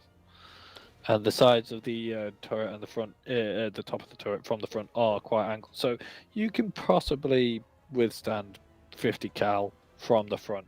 From the Sometimes, sides, yeah. No. Nah. From the sides, definitely not. From the rear, definitely not. And from above, you're dead. 6 mil. 6 and a bit mil on the top, and then 12.7 over the cannon breech, because, you know, cannon breech is more important than crew or ammo rack. Weirdly. But then again, you look at the internals, the crew are pretty spread out. Thin armor, good chance a shell can go through you and pop out the other side. A lot of ammo, though. A lot of ammo. 60 rounds of ammo, to be exact. That is a lot of ammo, actually. And of course, you're not going to want Yeah. to carry most of that. You'll probably only carry the rounds, if that. Yeah. You're fast enough to be able to keep shuttling back and forth between a A cap. cap point or something and grab some more. Yeah. Yep. Now, it's a light tank, obviously. 8.9 degrees turret rotation. Not exactly the fastest. Pretty slow, actually. Yeah. Well, I mean, at 4.3 is probably, I'd say, average. I mean, Sherman Firefly is 16.8, which is better. Churchill, 16.8, better. But you go to Germany, 4.3, and we're down to the Panzers. And Panzer IV's 9.8.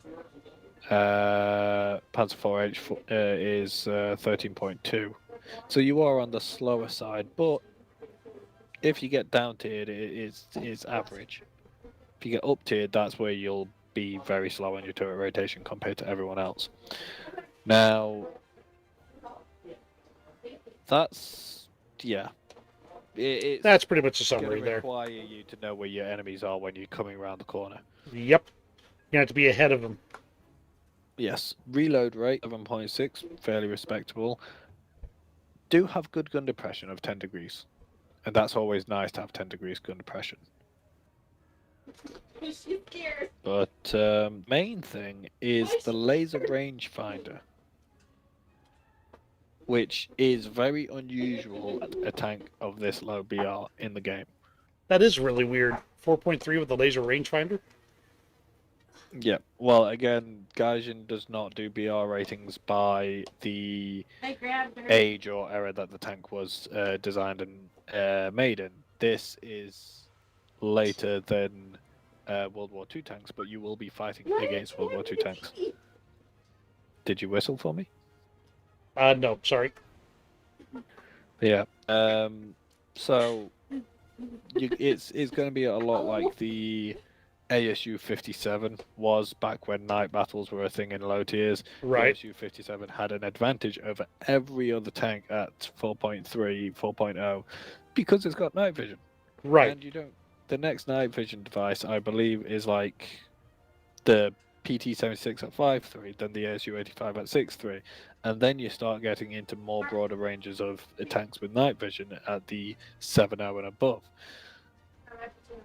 So this is going to be like that, where you are going to be a good long-range sniper because you've got a laser range finder device, which means that it's going to be more accurate, and it automatically, now thanks to the new mechanic, it's automatically going to move your crosshairs to the enemy Right. instead of you having to scroll up or scroll down or use whatever keys you've got a keybind to change your range. Right. So it will be interesting. And that's going to be a hard mechanic for me to get used to because I very rarely actually use the up and down to change the crosshairs. I just manually move it to the right spot on the markings. So I might take me a little bit to get used to that. All right, next vehicle coming up is, let's see, the M47 for Japan.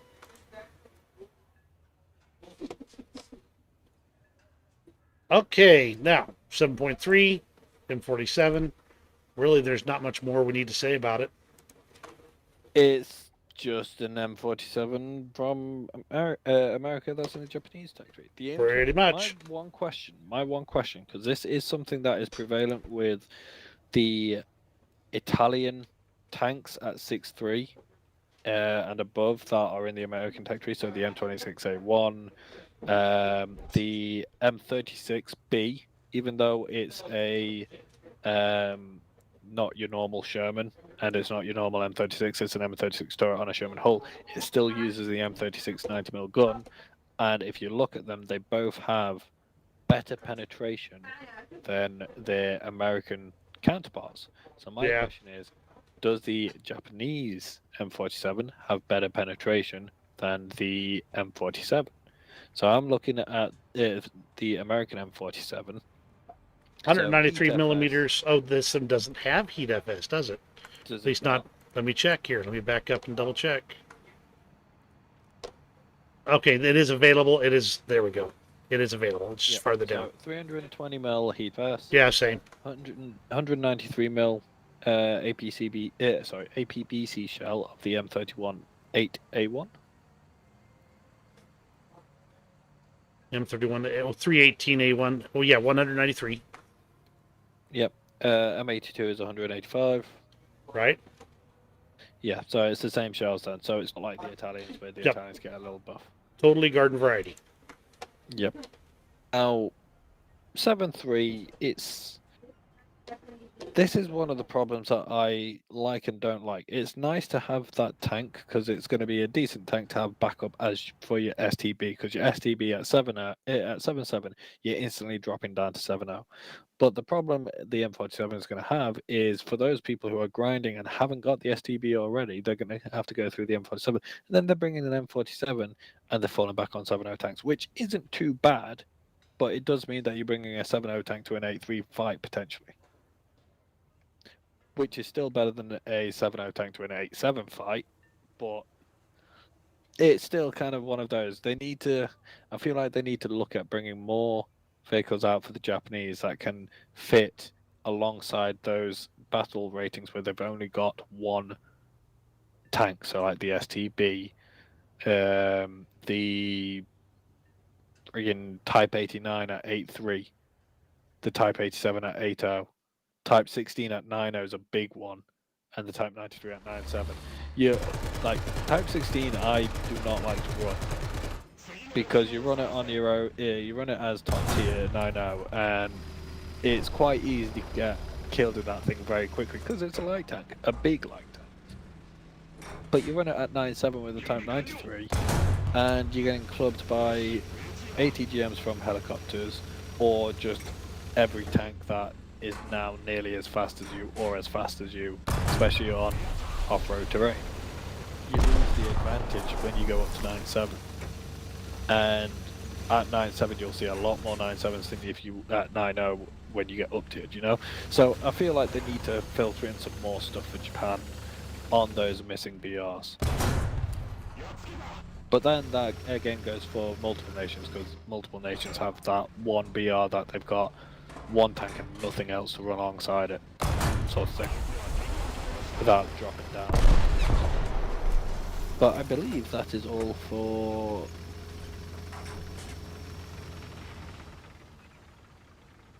China. Has multiple new goodies.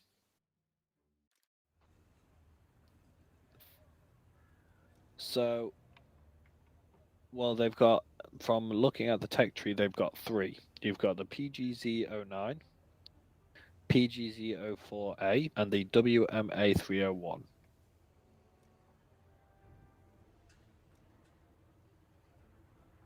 Okay. Yay, radar SPAA for the Chinese. Finally. Joy over. Let's go. So, it is basically a Gepard's turret on, I'm not sure what hull that is. I do like it how it's very, very flat.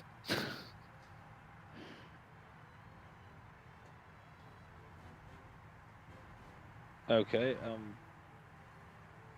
what tank?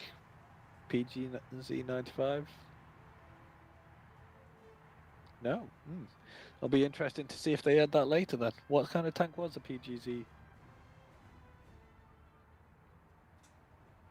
Ah, there it is. Yes. Now, first off, the distinct look of, oh my god, we can see cannons. There's 4 cannons and they look mean. Second look of, oh my god, there's 4 tubes that look weird and possibly mean. And then third look, yay, radar dish. Satellite TV.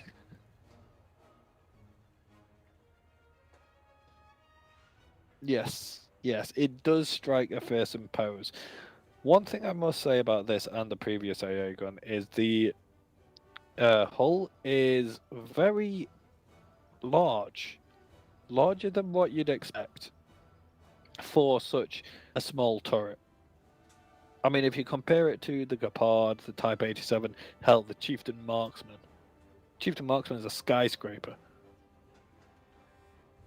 But compared to this, that turret is very, very small and compact. I mean, especially seeing as though if you think about what a lot of Chinese technology is mirrored off or modified from, is a lot of Russian. You look at the Shilka or the Tunguska, very, very big turrets again. This thing's tiny, very, very compact.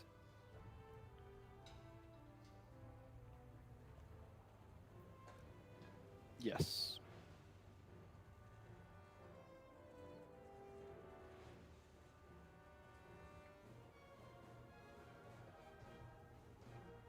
Yeah, there's no fancy housing or anything like that. But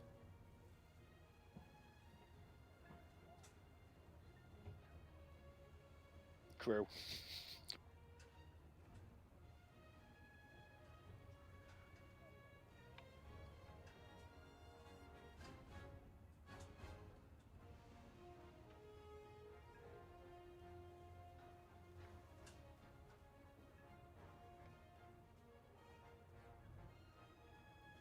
Yes.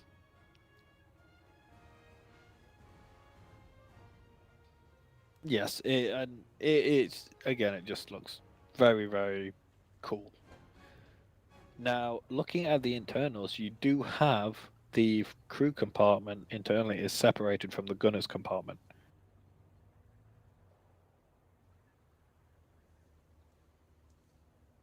My main question is if someone took out your ammo, would that protect them, and would you then be able to drive to a capture point and rearm?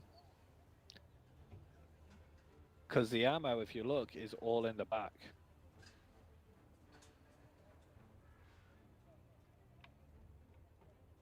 Well, again, that's I don't. That's the thing. I'm not sure because I'm not seeing any blowout panels like you have in the Abrams, for example. Yes. So maybe, maybe not. It'll be interesting to see if that's. I feel like if that did happen, it's possibly going to be more of a bug than an actual thing. But you never know with Gaijin's track record. Sorry, Gaijin. Yeah, we just don't know. They are always watching. Yes, indeed. Um, We're going to be in so much trouble, man. again, very low profile though. Which again, compared to Gepard or even the Sidam, has quite a high profile for the hull. Yeah, this is interesting in that regard. So it's a good addition for the tree, I say. I might finally have a reason to grind the Chinese tech tree. Well, let's move on to the WMA 301. So this is a premium, which we can test up. Yay! Woohoo! Now, It's an 8.3 BR, and doggone it, looks like a Tonka toy. I was going to say, it looks like someone took a Tonka toy that was designed to like float in the water and put a turret on it. Oh, you know, you just said the magic words, right? You know, to be honest, I think this might actually float, given the layout of how the wheels and the hull. Now, whilst you figure out whether it floats or not, I'm going to go through the modifications. Righto. Speed is- is kind of lackluster off the start. Yes. Well, it's that. I think that might be because you're on rough terrain, because it does have a. Got more than 20 horsepower per ton without any modifications. So I feel like that might be because you're on rough terrain. I think they need to change the test map as well. Like move it to say American Desert, or hell, freaking just let you drive out of the hangar onto the freaking shooting range that you see behind you when you're looking at your tank. That's actually a feature that's in progress. Ooh. They're actually looking at that as a feature. I don't know if it's actually in heavily developed or not. But that is a serious thing they're doing. Because it really could do with improving.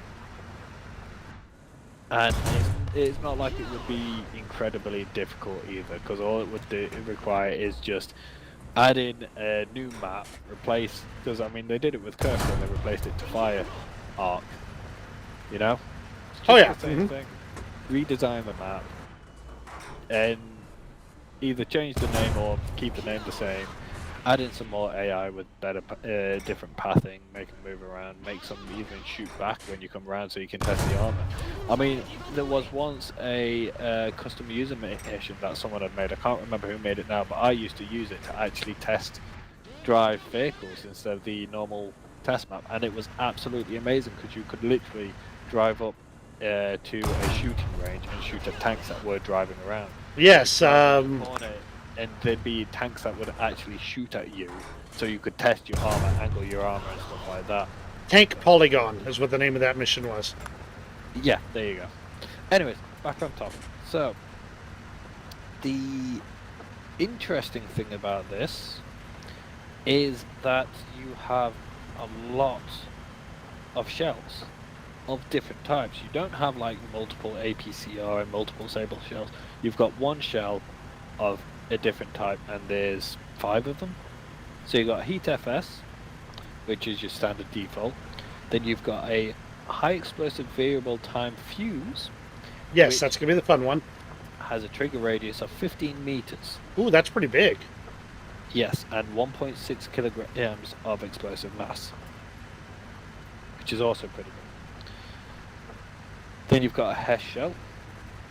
Now your gun is 105 mil, so that should be a decent Hess shell, especially with the new overpressure effect. You've got a fin stabilized saber, as expected. Not a lot of pen, but then again, you are an 8.3 tank, so at 500 meters, 330 mil armor pen is decent to good. But the main thing, and you've got to remember, you're 8.3 dead. You've got a tandem ATGM. Yes, that's going to be the fun part. At 8.3, I mean, at 8.3, ATGMs aren't struggling to go through armor anyways, unless you get a full up tier to 9.3 and start seeing some of the fancier, like Russian tanks, for example, with the Era armor, the composite on the front, but it's mainly on the turret, not on the hull. Hull is mainly unarmored or might just have some Era armor package on.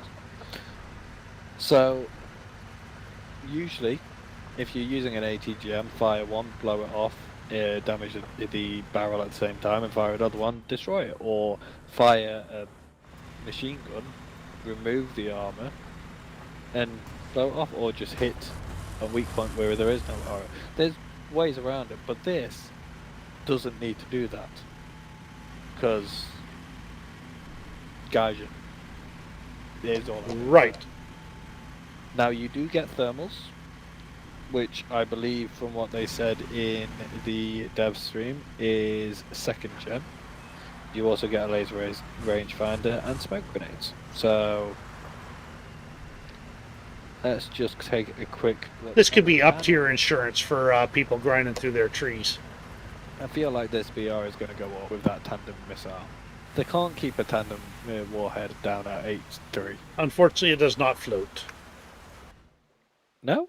Well, no, I mean, the no way float. it looks like a boat. It does look like a boat. Right, so let's see. So, what is that? I've got a leopard, something or other. I don't know why I did it. Just did a rangefinder when I've got the tandem warhead equipped. So, tandem warhead did not go through the leopard's turret cheek. I don't know if that's because I kind of hit a machine gun or an optics or something. No. So tandem warhead does not go through the turret cheek. Let's try the upper glacis. Does go through the upper glacis of a Leopard 2A6. Now let's see if there's a tank with Era armor on. Ah, found one. Okay. And it went through an AMX-30 Brennus with no problem. I have just noticed something as well. The Chinese, when you play test drive them, they have American, German, French, Russian. That's definitely a Russian tank over there. Yeah, they've got a mix. Challenger at the back. See what the X-ray says. It's a fast-moving ATGM too. M1 Abrams. It is a fast-moving ATGM. Reverse speed is very poor. Yes, it's extremely poor. That said, if you can put these tandem ATGMs in people's faces, you don't need to reverse a whole lot. Yes, you can fire on the move as well. Turret rotation speed is not exactly the best. No, it is But not. if needs be, you come around the corner and someone's there, just you turn. I mean, the freaking turn circle on this, so small. Oh, it is teeny tiny. It certainly And is. when you've got some speed, you can, I mean, 30 kilometers an hour, you instant like 90-degree turn on a dime.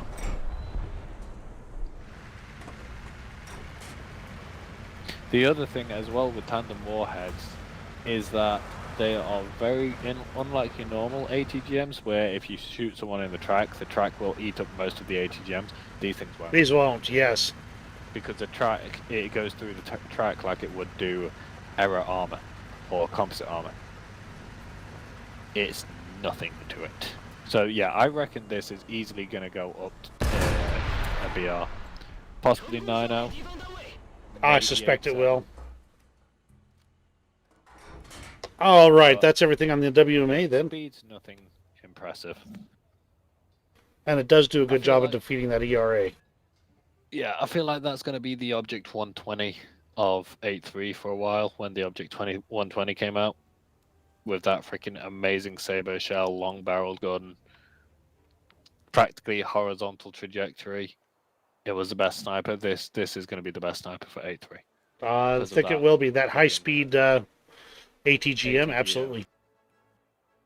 Italia. Oh, Italian mains are going to be so delighted with the new Dardo. What is a Dardo? I have no clue what a Dardo is. Oh, I mean, it's an infantry fighting vehicle. That's along the same lines as the M3A3, and it looks like you've got a Japanese, Type 87, with on top of a IFV chassis, a light chassis. It's Type pretty cool. 89. Type 89, that's it. Yeah. Oh, look at that fire rate. I love that fire rate. Oh yes, I can test drive it as well, can't I? I am actually going to look forward to unlocking this. You do get the laser warning system, as well as a laser rangefinder. You do get thermals, I think at 9.0, possibly 3rd gen. And you get a full belt of APF SDS, which is going to be nice. The ATGM is tremendously effective. It's the same ATGMs as the Bradley. The new M3A3 Bradley. So the TOW 2 with the 800mm of armor pen, and then the TOW 2B, which Top-down is attack. the top-down attack. So for everyone who's already got the M3A3 Bradley, you will be very, very comfortable using the missiles on this. Well, you don't have any deploy time for the launcher. I mean, that's even better. Yep, that too. I mean, it's basically the same style as the Type 89 for the Japanese. Not the same turret, but just same style. And one thing I will say, compared to the Japanese, the the launchers for the ATGMs actually have a much better elevation angle. Gun depression, I don't actually think the ones on the Type 89 actually move. So that is actually something even better for the Italian Dardo, is the fact that you have that ability to tilt your ATGM launchers up or down for when you're on top of a ridge or below a ridge and someone's coming over the top. Have you test drove it yet? I am test driving it now. Have you fired the main cannon while you were in scope mode? Scoped Are in? you talking about the fact that you can see your shell? Yes! I did notice that. You can literally see the shell flying. Or I can't anymore, it's gone. That's weird. Mine No, has moved to different spots on the screen. Yes. I was going to say, when I first saw it came to the left slightly left of the crosshair, and you could actually see that make out the shape of the shell. Yes. Now it moves slightly. Now it's just right, and every now and then I can make out the rear of a shell, but okay. When you fire an ATGM, it sounds like someone stepped on a dog's squeeze toy. I noticed that new sound. It is a weird sound. There is going to be so many meme videos of this. Like one of these coming around the corner, stopping there. Squeak! Squeak! Oh, No, gee. I like this. I like the look of it. It's a lot like the Type 89. The hull is kind of very, very similar to it. Turret's a lot narrower though. It is. And I just love the fact that those ATGM launchers tilt. Yes, and they don't seem to have that delay that you have on like the Bradley for it to deploy or anything like that. Yeah. You stop, you fire. Yeah, pretty much. Or you stop, you lift, you fire. Compared to Bradley, you stop, you lift, you tilt, you fire. Right. So this would I'm be pretty actually nice. just going to double check that I am right about the Type 89 though, because I don't remember them tilting. And they don't. I mean, they might now, because they weren't like that before. I haven't driven my Bradley in ages. Hang on, just going to go into a quick test drive. Now, the other thing as well is the Bradley, not the Bradley. I've said The Bradley Dardo. multiple times. The Type 89. Okay, gotcha. Type 89. The other thing about the Type 89 is that the Type 89 still does actually have that better. Okay, Type 89 does actually tilt. However, it is not as good on the. So you can't tilt downwards, and your tilt angle upwards, I would say, is probably only 5 degrees. The Dardo's definitely got more than 5 degrees up, and it's got minimum 5 degrees down. So 0 degrees down, 12 degrees up. Let's see what the Dardo's is. It's -6 and 30. Yeah, there you go. Already way better. Yeah, way better in that regard. Good, good. This is going to be a lot of fun. Plus- They're going to enjoy it. Plus, I wonder if, because you can tilt it up 30 degrees, I wonder if you could get low-flying aircraft with that proximity TOW2B. Yeah, I wonder. I bet you could. Something for us to test in custom battle. Indeed. I'll get the Dardo, you get an aircraft. Sounds perfect. Now, I believe that is all that Italy's getting. Am I Correct. That is correct. Let's move on to the next one. France is getting an Ito 90mm. 90M, I should say. Ah, yep. Which is God. pretty good. It looks like someone's taken the German Flak Rad, shrunk the bus down, and then kept the launcher on the top, the same size.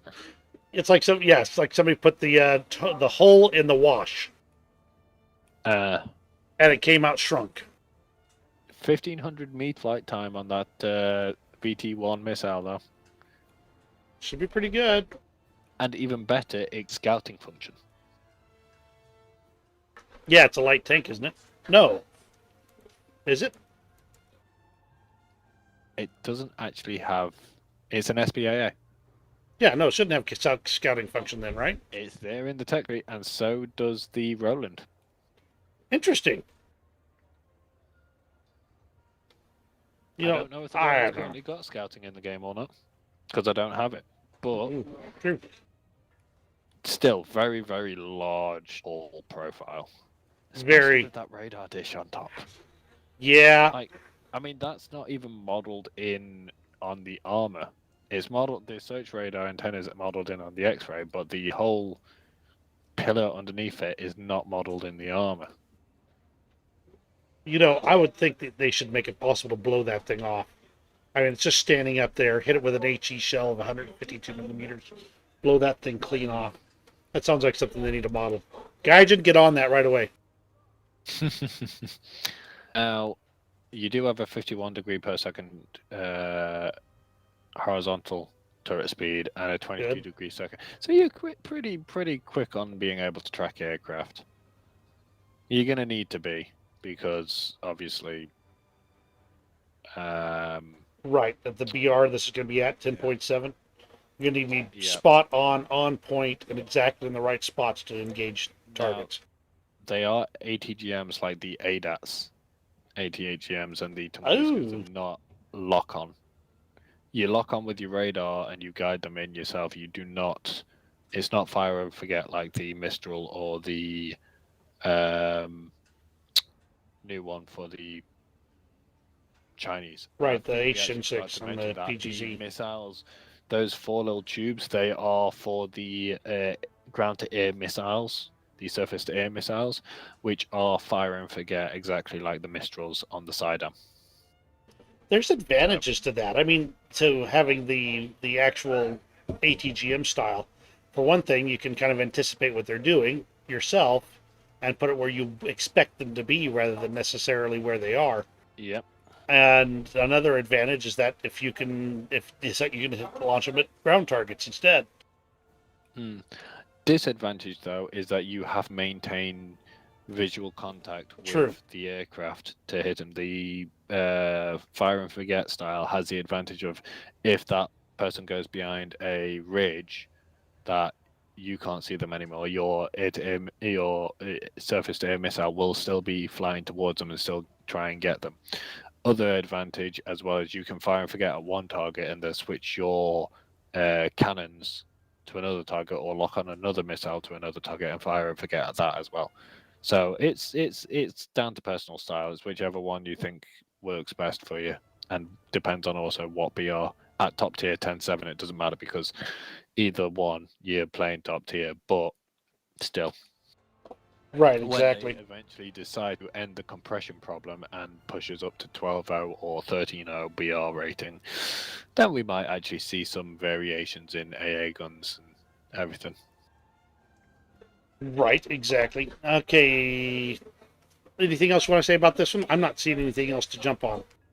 I mean, armor is to be expected. Piddly, the ATGMs not exactly the best for taking out tanks. They're more like the Stormers ATGMs rather than the ADATs or the Tunguskas, where they are useful against tanks as well.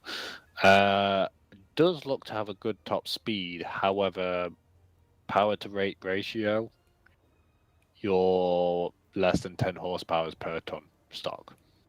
Righto. So you're not exactly shift anywhere quickly. All right, I do have to address some things. I've got some chat comments in here that have escaped my attention for far too long. Let's see. David N was asking to show China, but that was a while ago. David, have I shown China since you jumped on board? Let me know in the comments. Dofence is asking, how many G's can the AIM-9J turn? Do you remember? The AIM-9Js I can log, but if you give, I'll do this and then I've quickly got to answer someone in my chat. Go for it. F5Es, secondary weapons, AIM-9Js. AIM-9Js, 20 Gs. 20 G's. Okay, thank you. Hi, Onto. Good to see you. Yes, you know the AA is from Finland. It's just in the Swedish tree and the French tree. Let's see. Hi, Spitfire. Anything new apart from the test server stream yet? You know, there's not been a whole lot new since the test server stream. We're too close to it. They showed pretty much everything. But we're going to kind of review some of the mechanics and see if we can see about, tour the map a little bit more. Let's see. Hi, Laporto. Glad to have you on board. Hi, Crazy. Crazy, what is your news? Oh, okay, your news is that the Graf can deploy controllable scout planes. Is that true? We'll have to take a look. I'm sorry, what was that about planes? Crazy says the Graf Speed can actually launch its planes and you can control them. So now, that would be interesting because I know, for example, in World of Warships, which is probably Gaijin's main competitor currently for naval battle games, even though that is arcade compared to realistic, they do have that function of being able to launch a scout plane to make your shells more accurate. Also, I just did a double check. The missiles on the new French SBAA are faster than. Let's check. Way faster than the Tunguska's. Tunguska is only 910 meters, and the ADATS is 1200 meters. Right. The new French AA has 1500 meters. Stormer HM is 1400 meters. The British S is 1200 meters as well. So it looks like this is the new fastest flying missile for AA. Gotcha. Sounds good. Also, Laporto has a message for you, but he can tell you it himself at his leisure. I'm not passing that on. What? Lapo. Oh, he called you a dick. I could have guessed that. Yes, well, like I said. Let's see. And Crazy just added that if we have planes launching off of ships, then what else can we do? Maybe playable carriers? Maybe. We'll have to see if we can get there. And then he added, Gaijin will probably mess it up. Now, did we do Sweden? Sweden has the exact same AA as Yeah. France. So that is Sweden. And that takes us to naval. So let's go ahead and take a quick glance over at the graph speed and see if... Do you have that? I do not. Hang on. No. I can test drive it, or test sail. All right, can you test that out and see if we can find out anything? Okay. Test sail. I did not realize I was this far up the German tech tree. Yeah, I've got reserves. So I know I can't. This is the thing. I have no memory of playing ships. Oh, okay. So we are actually onto something here. Okay, talk to me. Okay, so apparently you can launch a plane. Now, I believe right now I am flying the Arado 196A3, which I've just launched off my Admiral Graf Spee, and it's equipped with two what looks like 50-kilogram bombs, and you do have the 20mm cannons that you can fire and a rear firing nose gun. Tail gun, sorry. Sweet. How did I miss that in the patch notes? I mean, surely it's in here. I never picked up anything about it in the patch notes. I mean, I haven't watched the whole dev server yet before I got on this. They didn't mention it in the dev server. I mean, I'm about to bomb myself. Okay, bomb yourself. Report the It's damages. not gonna do anything because I'm literally I'm the Admiral Graf Spee against a bloody 50-kilogram bomb. Now, my question is, how do I get back to my ship? Can you land next to it? It's a float That's plane, what isn't it? It is a float plane. Now, I did just bomb my ship. They And may my not. ship They is may on not fire. want you back. I mean, honestly. Can you do anything about the fire on your ship while you're flying the plane? As far as I can tell, no. It's almost as if I've spawned in a realistic. It's almost as if I've spawned in a plane and I'm flying around, basically. Gotcha. Now, So the your other ship problem is- as well is float planes do not slow down very quickly in the water, so I've kind of just gone past my ship, and now I might be about to get shot by my own ship. Okay, so the fire is still burning on the ship as well. I think Crazy's onto something. He says it wasn't in the notes, and it was secretive, maybe accidental. So this may not have been a deliberate release of that feature on its way. Is this Crazy Clown? Crazy Mavbro is what it says, and I think it is Crazy Clown. Ask him. Are you Crazy Clown? You just asked him. Laporta just observed Wargaming with World of Warships just put in Airstrike in their game. At the same time, War Thunder put in Scout Plane in their fleet. That is actually interesting, that is. 'Cause I did hear Lapo and Hasta talking about it earlier. Right, let's see if I can land next to my ship this time. I'm out of ammo on my cannons to help slow me down.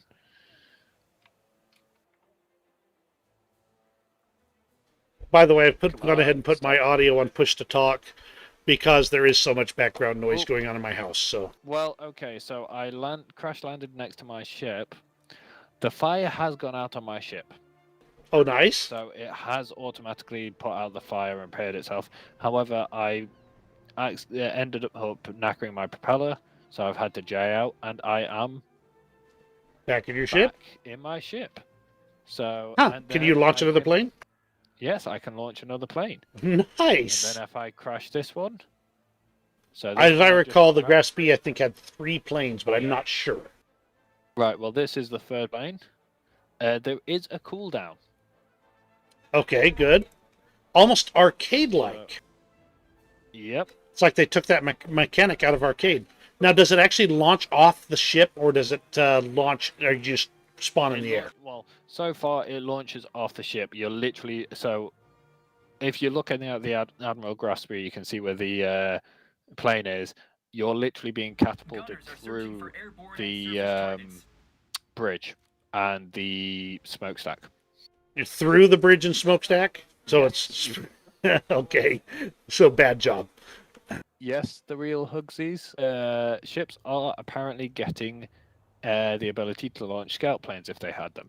However, this was not announced in the dev notes, so it might be a little secret. As he said, an accidental release. Interesting. Yes. Thank you, Crazy. It's, I mean, it's not really, I don't really see the use to it so far because, yes, scout planes are all nice, and your ship still functions and still firing. So AI basically under AI control. Yes, but they've got control of main guns, secondary guns, and tertiary guns. They, however, are not moving. So that might be interesting to see how well they will kill another ship if one's shooting at you. Plus, you'll actually be able to see torpedoes coming towards you because you can fly over them and stuff like that. Of course, that means that if you do want to get back in your ship, you're going to have to J out and everything. But so far, scout planes, not going to be very useful. I'm in an Admiral Graspy. I've taken off in my scout plane. I've got 50 kilogram bombs to go up against top tier ships that I'll be fighting against. 50 kilogram bombs isn't going to do anything. No, but you could possibly knock out, say, a motor torpedo boat. Yes, but at 5760. Why not? People do it all the time. Not out in open water. You won't get a motor torpedo boat. Not unless. So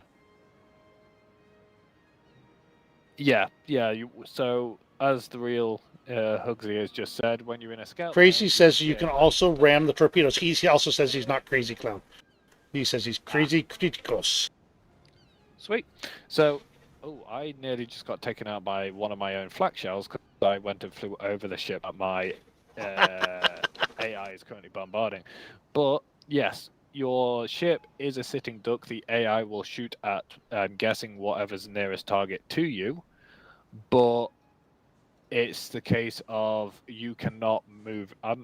Right, I'm going to do a test to see if I put it on like full speed ahead. And will it stay on full speed ahead? Yes. So if I can start moving this thing, because it's a very he says big press boat. the same button you used to select the plane and you should switch back to the ship. Ah, okay, so hang on. Yes, you are right. So let's see what the plane does, because I left it in kind of a steep climb. Now, the interesting thing would be if the AI then can take control of the plane and orbit your ship. And nope, my plane is just looks like it's stalling out. Yep, plane was stalling out. So yeah, you can swap between your. So thanks for that information, Crazy. You can swap between your scout airplane.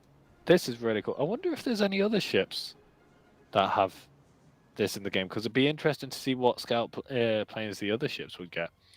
And what would be even more interesting is if you see the fleet air arm for the British, because the British used to launch Hurricanes off their catapults. So it'd be interesting to see if British get Hurricanes whilst the Germans get freaking float planes. That'd be pretty awesome, though. I mean, it really would. Finally, something that the British are better at than everyone else. I don't think I have any ships in my lineup that actually have aircraft sitting on them. Right, I'm going to quick. I know I've got a British premium or two. Alright, let's just go through because it's obviously only going to be Blue Water Fleet. I wonder if there's any Right. premiums that you could take. Oh, USS Baltimore, CA-68, the event one. Was it event? The one that you buy for Gaijin coins, 5.6. Right. Let's see. That's Preview. got 2 planes on the back. Looks like Yeah, two. Helldivers. No, not Helldivers, but Are they OS2Us? that's what they look like. So let's see if we can sail this and see if they give us. Nope, they're not there. They're not on the actual ship. Gunners are searching On for the enemy end. Yeah, they're entirely missing, aren't they? But that might be because it's not your normal premium. True enough. True enough. Well, that is interesting. Okay, that's a real hot tip there. Thank you, Crazy. And yeah, and he says he's only heard that the Graf Spee can. He says his squadron leader told him about it. So I'm going to keep you around, Crazy, because getting those top secret things, that's a good tip there. Everyone else can go away just because Yeah. you can stick around. Okay, so let's go into naval vehicles. Right. Well, whilst you do that, I'm actually just going to quickly test a few more ships Sure as thing. we go through the different nations. Just because seeing more ships with planes on that are premium or event. So I'm The just- Wyoming BB-32, brand new battleship. It does have 2 planes on it. Looks like they're biplanes as well. And this has got 6 305mm those cannons. are the F3Fs. by the F3F? looks of things. Yeah, it does look like it. Possibly. Maybe. I don't know. 6 turrets with 2 305mm cannons each for a total of 12. Looks like we got 2 turrets forward and 4 turrets aft. Well, 2 midships and 2 aft. I love so- the fact that the biplanes are actually sat onto one of your turrets. Yeah. So when you turn the turret, that they're gonna turn as well. That's an interesting question.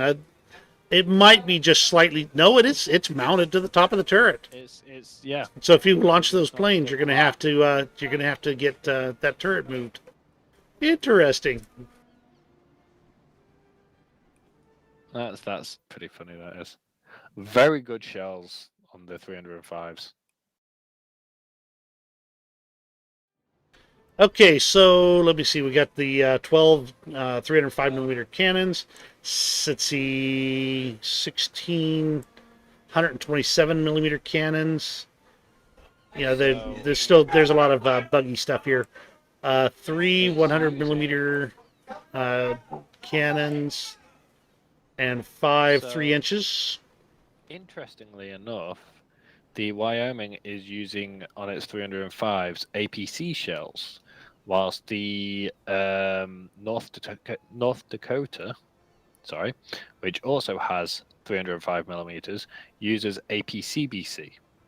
The Right. APC shells have a better armor pen than the APCBC by a good 70 mil or so. Looks like it's decently armored. Not quite an all or nothing arrangement, but some pretty good overall armor for this. The bow and stern are the most vulnerable, but there's nothing in those except for that we can see. No major equipment or machinery in those areas. So, yeah, absolutely. Looks like it's going to be a pretty good one. These are the modifications. How those shells fare. Because, I mean, looking at their stats, you got very high armor pen, but you still got 10 kilograms of explosive. My biggest concern would be overpinning something with those 305mm guns. Well, I mean, at 6, I think, yes, overpenning, but then you can switch to your 152 mil guns if Right. you're overpenning. Because if you're overpenning, Well, I mean, that's the other thing as well. It depends on what the fuse sensitivity is, because I didn't take a look. Fuse delay 18 meters. Fuse sensitivity 12 millimeters. So yeah, you can potentially overpen, but against your other battleships, unless you like come plunging fire and get the very edge of the deck and out the other Right. side, then you won't really be overpenning. You'll get down to the very deep parts of the ship where Before it blows the up. ammo is and stuff like that, where you want it to blow up in the belly of the ship. So that is there. Well, let's see what else we've got for the U.S. Naval tree here. The USS Candid. Oh, that was the cute one. Let me see if I can find it now. which one's this? USS Candid. I think that's going to be Coastal Fleet, maybe? It was a... Where is it? Is it? You know, Offhand? No. Oh, there it is. USS Candid is found BR it. 3.3. It looks like a fishing trawler. Yes! It looks just like a fishing trawler. That's like literally my Gunners are first searching impression for when I saw it. airborne and surface One thing targets. I am noticing though is behind the main gun, is that just a ammo rack, or does that look like it's a Looks like a hedgehog thrower. That's what I'm thinking. It looks like a hedgehog rower, or a what they call it, a mattress, sea mattress, something like that. So let's see. You've got Mark 6 mortar depth charge, Mark 6 depth charge, Mark 10 hedgehog mortar. Yeah, it's a hedgehog. That's cool. That'll be a nice addition. Not sure if you'll be able to kill anything with it, but My main thought here is we've got a lot of these small anti-submarine vessels coming out, and a lot of them are being called torpedo gunboats because that's what their class was. But if you look at a lot of the ships in that class, they were also armed with anti-submarine weapons because they made good anti-submarine patrol boats. Now my question is, are we going to get submarines in War Thunder? Because we've already had an April Fool's event with submarines in, you know?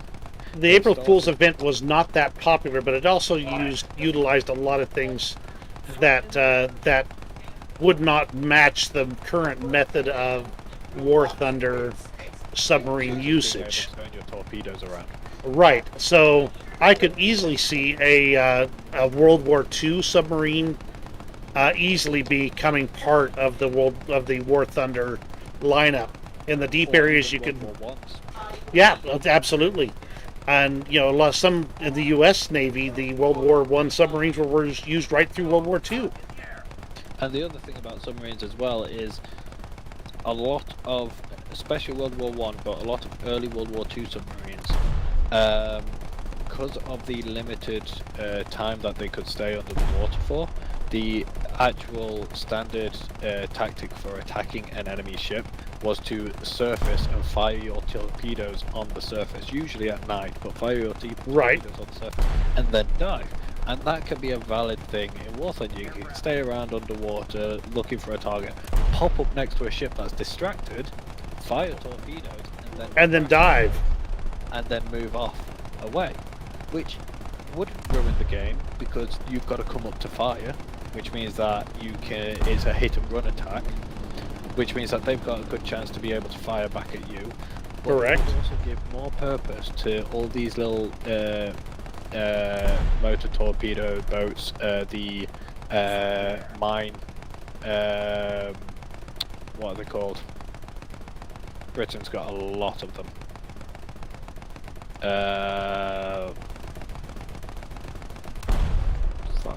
By the way, something I am demonstrating here. Let me see if I can turn off the my guns here. Remember how to do that. So you got sub chasers. There's literally a ship called the HMS Peacock, which is a sub chaser. That is literally what it's called in the game. It's classed as a sub chaser. So there you go. You got ships. There it is. there to counter it. So they wouldn't need to bring in whole new ships, but it would give those small ships new purpose. So you might find in the 6-0 battles, you'll see a couple of like small sub chasers running around and stuff like that to find those submarines that are a threat to those battleships. Exactly. So at the moment, battleships are relatively like difficult to kill unless you're using another battleship or unless you get lucky with a long-range torpedo. Because if a battleship's looking at you, you ain't getting close to that thing. Not close enough to launch a torpedo that they can't avoid. By the way, Rising, I need to interrupt you for just a moment. One thing I am demonstrating right here is the difference in the tracers with the current update. It's a lot easier to see your rounds at range, and even these 3-inch shells, you can track it with that tracer a lot better, even at long Which range. nation is this for? Oh, that's for all nations. The larger shells are currently the back of the round is now highlighted, so you can visually track it as it goes, even at longer ranges and distances. That is nice, because that is one thing I did have a problem with when I was trying to shoot enemy ships. Is especially the long range ones, half the time you'd lose like where your shells were flying. Now my blaming how the AA, I've just gone into the USS Baltimore and I've just looked up and it's like someone's just freaking got a brush and painted across the sky in bright orange. There's just so Right. much AA fire going on. But yeah, but Anyway, my it's a question cute is- ship. Go ahead. I'm that going to list it. is- my question with that is, it's brighter for us, but can the enemy see it? The other players see it coming towards them easier now as well, or is it still the same? I don't know that, to be honest, but I would have to imagine if they're going to give you the benefit, they're also going to give you the detriment. Not always. I mean, all you got to do is look at some of the vehicles in the tech tree. Ship on fire. True.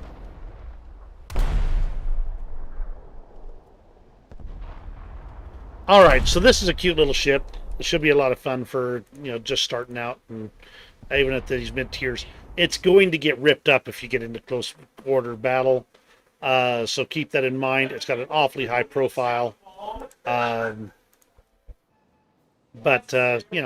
if it ends up with some additional rolls over time, it might be interesting. It definitely has the depth charges, or bomb mortars, I should say, and the depth charges. So, It's keep gonna all that in make a mind.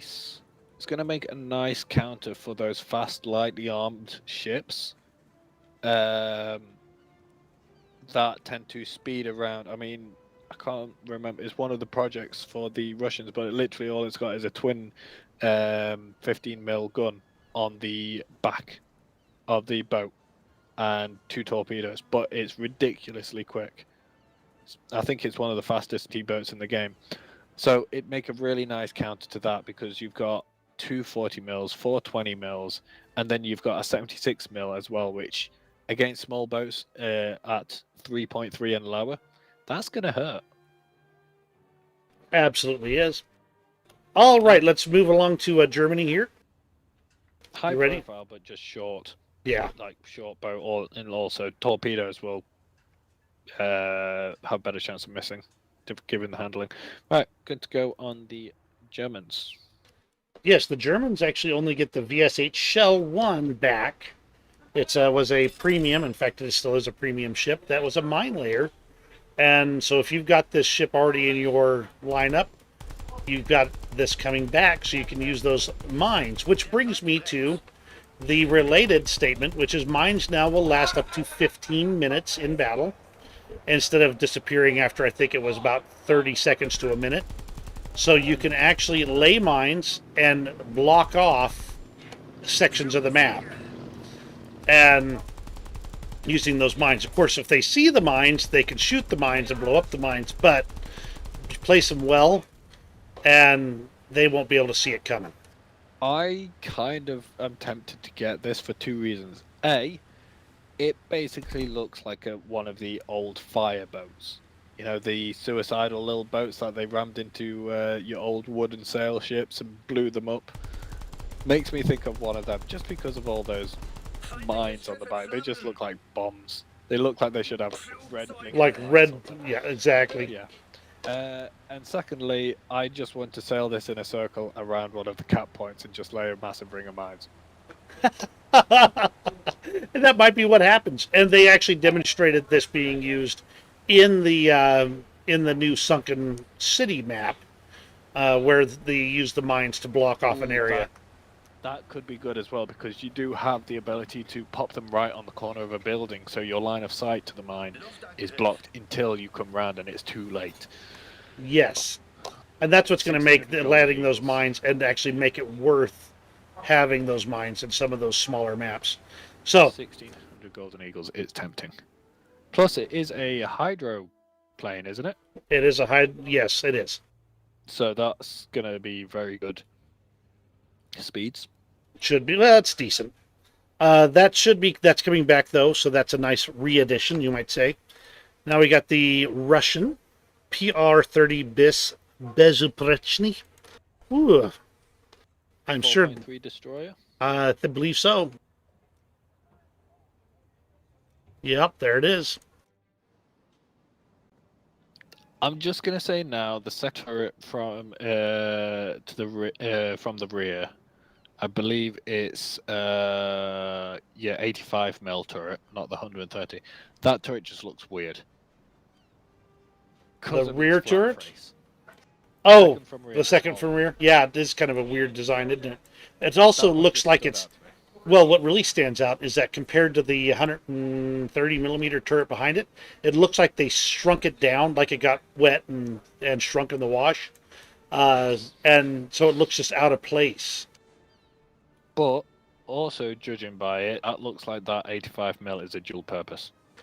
Yeah, it looks like. 87 vertical guidance. I mean, the 130's only got 45, and that's not dual purpose elevations. So, yep, there you go. 85 mil gets HETF. Very nice. No armor to speak of, just on the barbettes and the bridge itself. And just a little bit on the turrets. So nothing to speak of there. And the layout.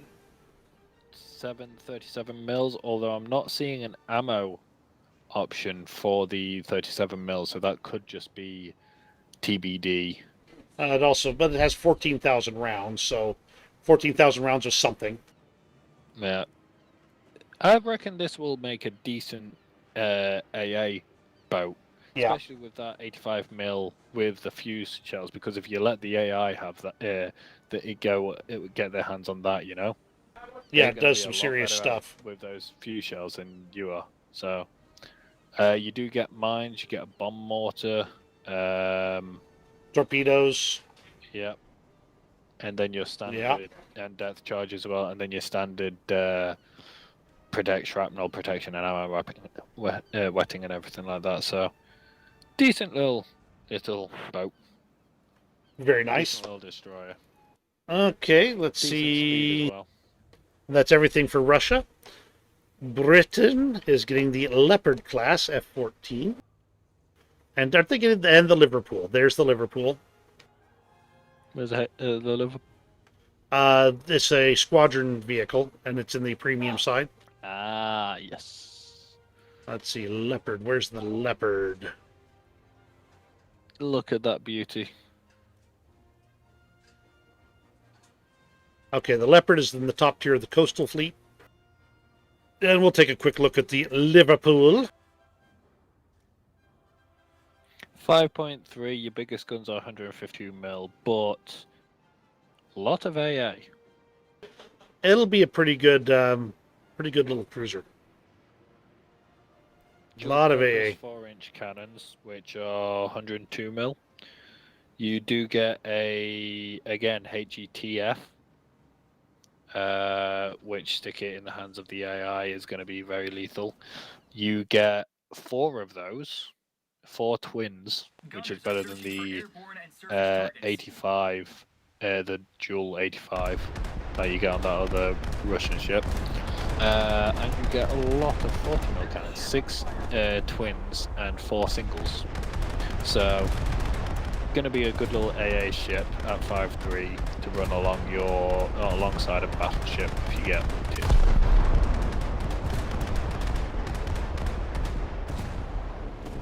Where's the Leopard?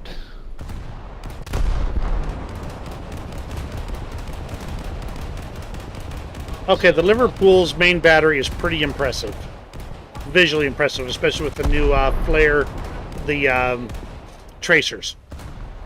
Now. Yeah. Oh yeah, very visually impressive. Okay, that's enough of that. Yeah, I want to do Leopard. I got to do it now. Go ahead, said it's you do visually it. Impressive. I've got to do it. I like it. We got to do it. Go ahead, do it. I'm going to go look at the Leopard while you do that. We're doing it. Turret rotation is very slow, though. It is. Okay, Leopard's looking pretty good. The green on top of everything is interesting. I presume that's a quasi-camouflage from the air, although not sure how effective that would be. No armor to speak of. Even the guns have got pretty minimal armor.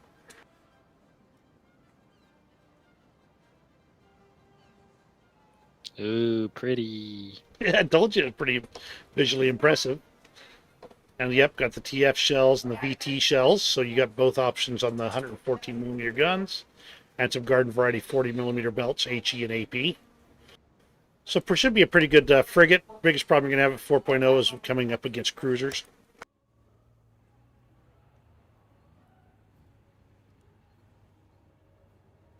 Yeah, I mean, to be honest, your armament is quite lackluster. I mean, you do have the 114mm twin cannon, two of them, one on front, one on back. But then you've only got a single twin 40mm turret.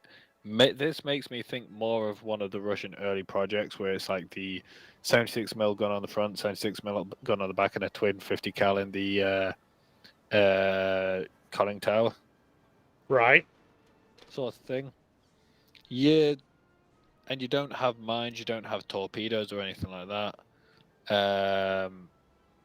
You do get a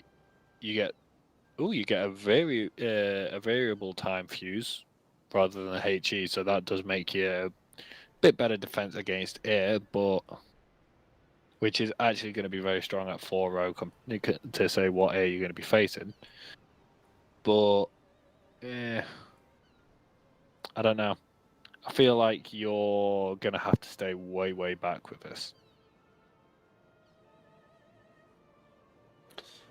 Yeah, probably. All right, so we're moving on to the flagship of the new Italian Navy, the Dante Alighieri. Do the Japanese get nothing? Japanese got nothing. They got nothing about nothing. So you mean to say we don't have any Yamato? No Yamato yet. Sad face. Not even a Tone. Actually, they've got Tones, don't they? Anyway, the Dante Alighieri, which I'm butchering the pronunciation, I'm sure. This is the new battleship for Italy at 6.0 BR. I feel like someone has just when they were designing this thought, how can we make our battleship look scarier to our enemies?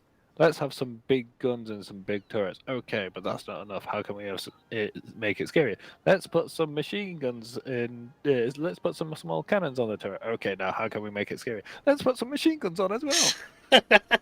Almost an American attitude toward it in that regard. Yeah, there's guns everywhere. 305 mil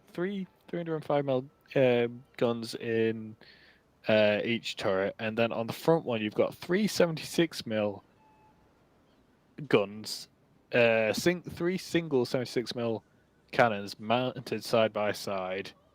Oh no, 5. That's 5 76 mils. They're not even machine guns at the back. There's 5 76 mil guns mounted on that front gun. 3 on the middle 2 and 5 on the back. Like, what the hell? Those are 76s? Yeah, they're all 76s. Like, what the hell was going through someone's mind? Oh my heaven! And that's the anti-aircraft gun. No, it's not. That's what it calls it. It calls it an AA gun, the 76 mils on top of the turret. They have an auxiliary caliber on the front. Well, But on the back ones, they're called A8 guns. Seems like they've only got 20... yeah, they are. I see them. Oh, but those do actually have... They have a strong 85-degree vertical guidance. I feel like that's a bug. Because I'm not sure how you'd even aim them that high. Well, first off, No, all I of guess the you could. others, it's the same. I mean, does the front have them as AA? Yeah, the front has the rear two guns on the front turret as AA. They could be AA. I mean, they are on a slightly different mounting. If you zoom in and look at the front turret, the two at the back are on a slightly different mounting than the ones on the front of the turret. So they could be AA guns, which is weird because you don't usually get big caliber AA guns like that on this earlier battleship. I mean, it's still got the barbettes on the side. Right. So Lapo says Japan is still king. They are the only navy with bigger guns than 12-inch. They got the 14-inch guns. Yeah. Zaccaroni says Graf Spee is still the best ship. And Crazy says, small note about the Dante. It is the first battleship to have autocannons as anti-air weaponry. This takes form in the two 40mm Vickers tourney. They are Yep. placed behind the number one turret next to the superstructure. yes, you've got. I see 'em. 120 mils on the side. I still don't see them actually. Right behind the turret, they're in little inky-dinky, put a turn on your X-ray. Oh shit! Yeah, I see them. They're right next to a couple of 120mm cannons. Because they're AA, I was expecting them to be mounted higher. Yeah. Mm-hmm. They're even lower than the bridge. I mean, you'd be entertaining. I mean, you could get there. But I believe this is the best battleship in the game for anti-air defense. Probably. But at 6.0, I don't think it's going to help. Especially seeing as though you've only got two of those and they're mounted at the front, and you've got no real AAs at the back. Although that being said, there's no, again, looking at modifications, there's no ammo type for the 40mm Vickers cannons, but there is an APHE shell for the 76.2mm guns. And then you've got 120 and then 305. So I think the 40mm belts are TBD. Right. Gotcha. But, oh, wow. Look at that APCBC shell. That pen, that dwarfs the new friggin' American one that we were talking about. Zaccaroni, we did take another look at the VS8, and yes, that thing is going to be a hot ticket for that new map with all those mines. And just as a reminder, the mines will last for 15 minutes on the map and don't go away after, I think it was about 30 seconds to a minute like they used to. So you can actually plant those mines and have them be an effective deterrent against vessels entering an area if you place them correctly. Do you know what would be funny? Is if you had a full team of VS8s? VS8s, yes. A full team of VS8s against a full team of VS8s. See which team dies to all the mines first. Someone needs to do this. This must be Someone done needs now. to do this in a custom battle. Get everyone together with VS8s. Must be done on the new map. All I right. mean, you still have 50mm guns, so. Exactly. All right. I'm going to take a brief pause here. Is there anybody who needs me to go back and take a quick look at any of the trees or anything like that, so that you can have a quick gander at it? Let me know in the in the comments, so we'll take a quick peek back. Some additional changes to keep an eye out for. The aiming algorithm for semi-automatic missiles has been improved. The new algorithm takes into account movement of the vehicle and target much better with improved accuracy and without swinging off the trajectory.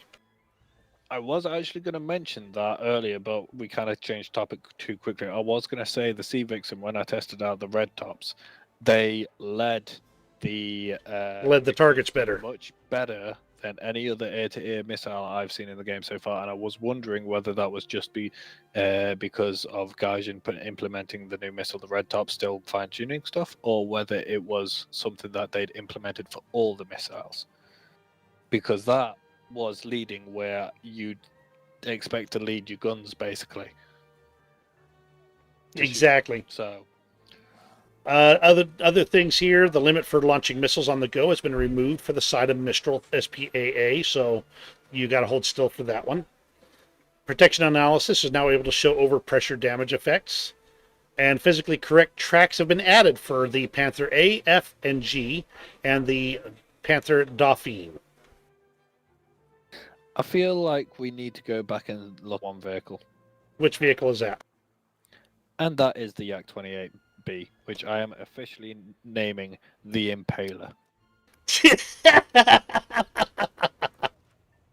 Love it, love it, love it. Come on, guys, let's coin this. Let's get this going in War Thunder. Yak The 28B, Impaler. Now the Impaler. You would not want to be on the business end of that spike, I'll tell you. No. Can It's- you imagine being the guy on the runway stood with the flags trying to guide that thing in? It's like, okay, you don't need to get so close. Back off. Just back off. Slow down. Slow down. Okay. Either way, you jump left or right, there's another spike there waiting for you. Crazy observes something that some people might have missed is the A7D. While it is the A model Mavericks at the moment in the modification tab, sorry about that, in the modifications tab, it says B model Mavericks in the modifications tab for it.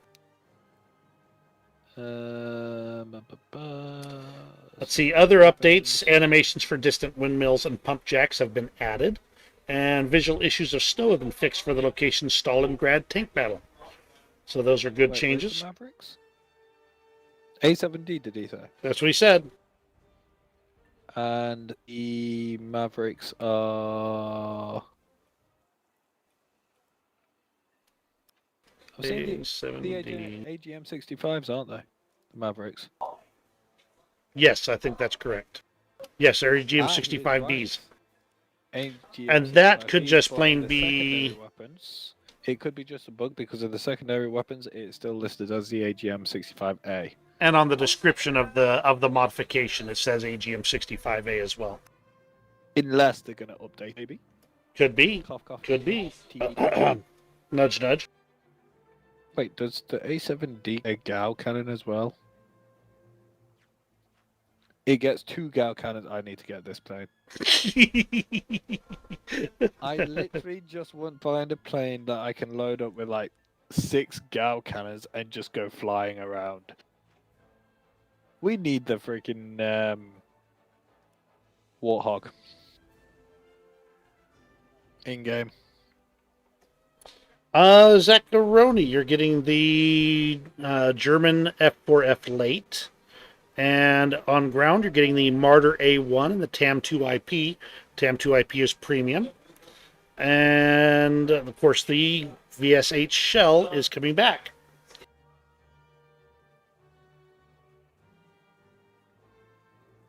Okay, let me see. Is there... As far as we know, there hasn't been anything mentioned about helicopters, has there? You know, I went through the notes, and I think you are correct. I don't remember anything about helicopters. Now, I'm just running through the tech trees to see if there isn't anything else they've stuck in, like they did with the Admiral Grafsby. And then I'm going to go back to the ships and find another ship that launches what's caused because I forgot Right. to do that. Okay, I feel like they've shifted around the German tech tree for the heli. It might be that, or it might just be the case of I have not looked at it in a while. Have helis always had rank 7? They have, haven't they? Helicopters? I think they went Yeah. at the same time as tanks did. Regarding the something to mention that is important. The mechanics of firefighting assistance have been added to ground battles. The ability to extinguish fire for all allies is available for light tanks, and by playing in a squad, you can help it with any squad member, regardless of the player's vehicle. So, in other words, if they don't have FPE or parts, you can help that person put out their fire. In order to assist, the ally must not be able to fight the fire himself. In other words, he has to be out of charges for his fire extinguishers. And by extinguishing the fire, the player will expend one of their own FPE units. Is there going to be the ability to get FPE back? It does not mention it, so I expect no. So it's basically going to be the case of you'll have either the very, very kind players which you come across once in a blue moon who will actually sit and help you repair, may also now sit and help you Put out your fire. put your Yes. fire out, but that might even be even rarer. Or if you're squadded up with someone, they then have to choose whether it's worth the risk of them being put on fire and dying because they put your fire out earlier. Which This could actually I have the think most half of the effect people on we squadron play with- battles. Yes, I'm gonna say that knowing the most of the people we play with, probably not gonna happen. Oh, we love you too. Cough, cough, lapo. Now, another thing that's that they've mentioned here is that the new mechanics for the commander site has been added for some ground vehicles of ranks 4 through 7. Now, they do have a huge list here. There's a lot of vehicles they managed to get those mechanics in play for. Understand that it's probably a preliminary list and more vehicles will be added as things go along. Are there any for Britain? Centurion Mark V RAC, Centurion Mark III, Carnarvon, FV 4202, Centurion Action X, Conqueror, All of those are Striker, command Stormer. Yeah, they should have mechanic commander sites now. Okay. Now, understand that so- just because they have commander sites doesn't mean they have the ability to take over the gun. The mechanics of using duplicate fire controls by the commander has been added for some vehicles of ranks 5 through 7. And for Britain, that is none. So, I'm gonna go quickly through the controls just to see if there's any new controls added in. there is, yes. You go ahead and go through that. There are two particular controls that I need to address right now. And that is... oh, I got to remember the name of it now. That's not going to be it. It's going to be ground vehicles. Okay. Auto turret. Because there's a control here saying toggle auto turret targets, manual targeting to the auto turret, and that is in ground vehicles control. Okay. First one is commander fire control. And you enable your commander fire control by mapping a key here. You cannot use it if you don't have a key map. This is one there's no other alternative at the present time than mapping a key. Okay, let's try see if it's on the Challenger. So we'll go. The other one is commander site. Now you can map a separate key to it, and I'm going to go ahead and do that. Or you can go into your options, and in your options will be switching to commander site in a loop. Currently, when you hit the V key, which is the view key, it goes from the gunner, I think, to the driver, to the commander, to the binocular view. This will add the commander site to the loop. Challenger 2 can do it. Yeah, Challenger 2 would be... Can it control it, or can it just go into the commander site? It goes to commander site, and I can control the turret, and I can fire the turret. Well, there you go. They may not have gotten it on the list, so... But It's these are... weird, though, it's off center. These are all features that are in progress. They will add more vehicles as they do. Don't put in bug reports saying 16 million vehicles could control them. They don't right now because they're adding it. Wait for at least the second dev server. I'm going to pop into my M1A2 and demonstrate. Yeah. Okay, so commander site. You even get a little aim mode in the top left corner when you toggle the commander controls turret on and off. But it is slightly off. Wow, that's blinding. It's not easy to aim because it's slightly off to the left, bottom left of the crosshairs for the Challenger 2 at the moment. So it's not shooting to the actual crosshairs that are in the commander's sight. I don't know. I haven't taken it in yet. Let's go see what I can see here. Now, my question is, because of this commander sight, if your commander has the ability to do this, will they carry on trying to switch to the gunner's position, or will you then have to fight the rest of the game using commander sight, or will you have the option to choose to switch your commander to the gunner's seat, or will you have the option to carry on fighting with the commander in commander seat?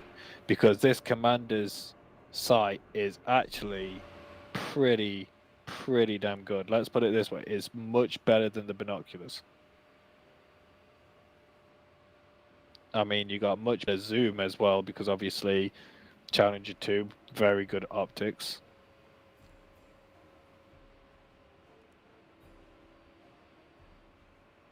And you've got night vision on it, or thermals, depending on what tank you're in.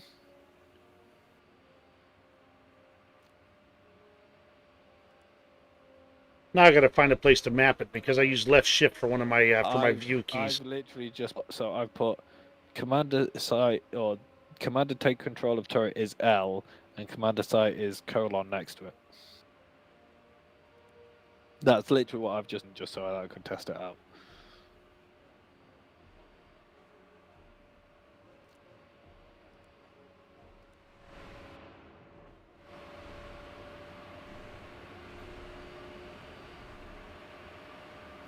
Okay, I can control the gun, but I can't fire it. For some reason, my firing button is not working. What tank is this? M1A2. Oh, I take it back. It works now. Yes. I was going to say, I don't have the M180, but I do have the M1. So I couldn't test it that one. I wonder. Okay, there's aim mode. Like. Yeah, if you look in the top left corner, you have a green aim mode. Or at least that's what the British does. I think that, because it's like early, still work in progress, that it would be the same for, what's it called? Oh, wow.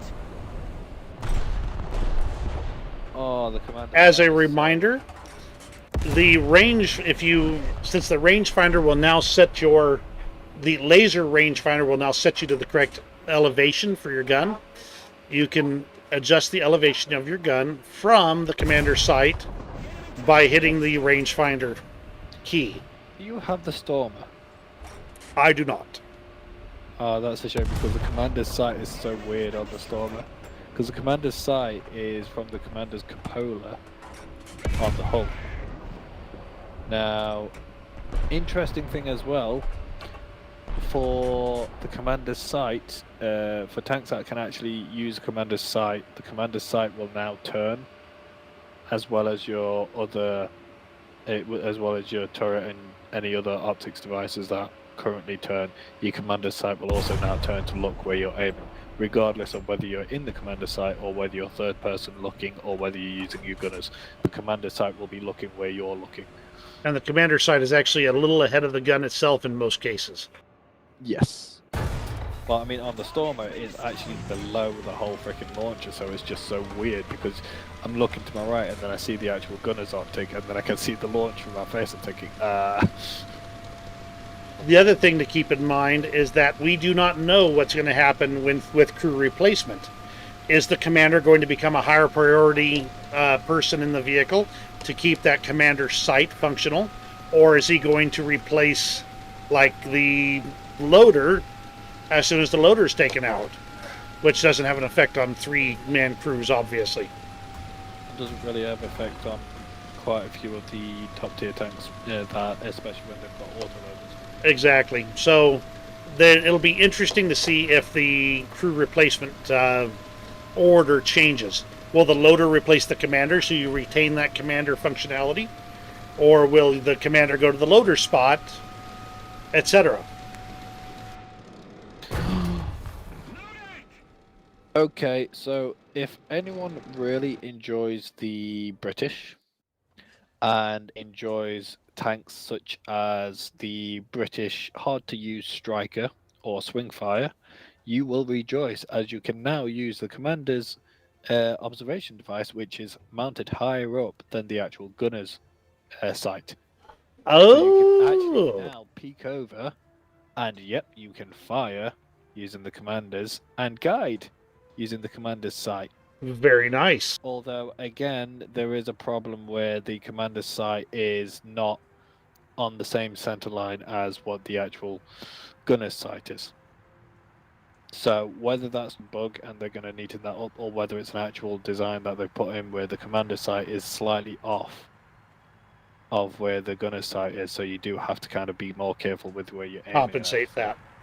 Compensate for it, which I don't think would make much sense, because if you think about it, especially with your very late game vehicles that we got, your 10-7 tanks, they would have overcome that problem quite easily with the technology that you've got in your tanks. Right. But I mean, right now I'm just having fun actually being able to guide a missile to, and the commander's sight is actually much better zoom than the gunner's sight as well. So That's probably going to depend on the commander sight and the gunner sight. As a reminder as well, your thermal vision. Before, if you had thermals on your tank and you used your binoculars, you'd have the thermals in the binoculars. From now on, unless if your commander has thermals, it will be through the commander sight only. The binoculars will not have that functionality. It might still have night vision, but it won't have the thermal sights in the binoculars. and your commander sights will only have thermals If your It commander has actually- thermals. it Correct. basically. Right, let's see how this one goes. So Bunch of bugs also in here. Some fixes. The BR changes. right, Let's see. so can confirm that the swing fire does not have commander sight. However, it does look like they finally fixed something with the swing fire that has been long ongoing. They might have fixed it already in the game, or it might be a fix that they've got in this patch now. But previously, the gunner sight from the swing fire was not actually on the periscope, on the right of the launcher, which meant that you actually had to expose more of your tank than you did before. Now the gunner sight is actually on that periscope, which means again you can get the proper hull down, shoot over a ridge without ever exposing yourself, like the swing fire was designed to do. So, Very nice. Rejoice! Finally, Some sorted stuff. some additional changes that you should probably know about. Let's see. Already mentioned that one. The NS-45 cannon on Russian, which I believe that's a Yak 9, UK or something like that. Yak 9 something. Which one? The NS-45. Right. That would be 9 believe UT? that's- No. NS-45. Which one's the NS-45? that would be a Yak 9K. There we go. Yes. The Yak 9K NS-45 now has an APT shell. Yeah, Yak 9K, Yak 9 UD as well. Which is good because that means that they can finally be used for strafing tanks. Correct. 63 millimeters of pin at point blank range, 48 millimeters is- at 500 meters. Which is much better than the 40 mil on the 37 mil for the Yak 9 UT, which is the N37, compared to the Yak 9T's NS37, which has the better 60 mil. But again, now the 45 mil is better than that. So finally, you can bring a Yak 9 UT happily into a ground battle or a squadron battle. Yeah, stick on that 45 mil, and there you go. You're ground pounding and already. So, because that's one thing that I've always kind of been annoyed about with is the fact that the Yak 9s, the U's and the UTs and all those, the 37 mil is weaker than the Yak 9T's 37 mil, and the 45 mil was only HE only. So you lost a good 20 mil of pen from the Yak 9T when you get to the Yak 9 UT, which Right. meant that you couldn't strafe your heavily armored tanks, because at 5.7 you're coming across Tigers, you're coming across Tiger 2s, all that sort of stuff, T29s. A lot of those you would struggle with the 40 mil of pen, because that's 40 mil at 10 meters range and only 34 at 500 meters, which All meant right. that just requires a bad angle. Right. Look, question for you. The HO-229 on its armored targets belt, did they only have one HVAP in it? That was a nerf they did a while ago. It's the same nerf that they did with all aircraft firing the 30mm Mark 103s. It now has two HVAPs. Oh, it got buffed. Yes, it did, and it's mentioned right here. So it has two HVAPs, an incendiary, and an API. Armor So by the piercing looks incendiary. of things, it's HVAP, incendiary, HVAP, API. That's actually Right. quite nice now.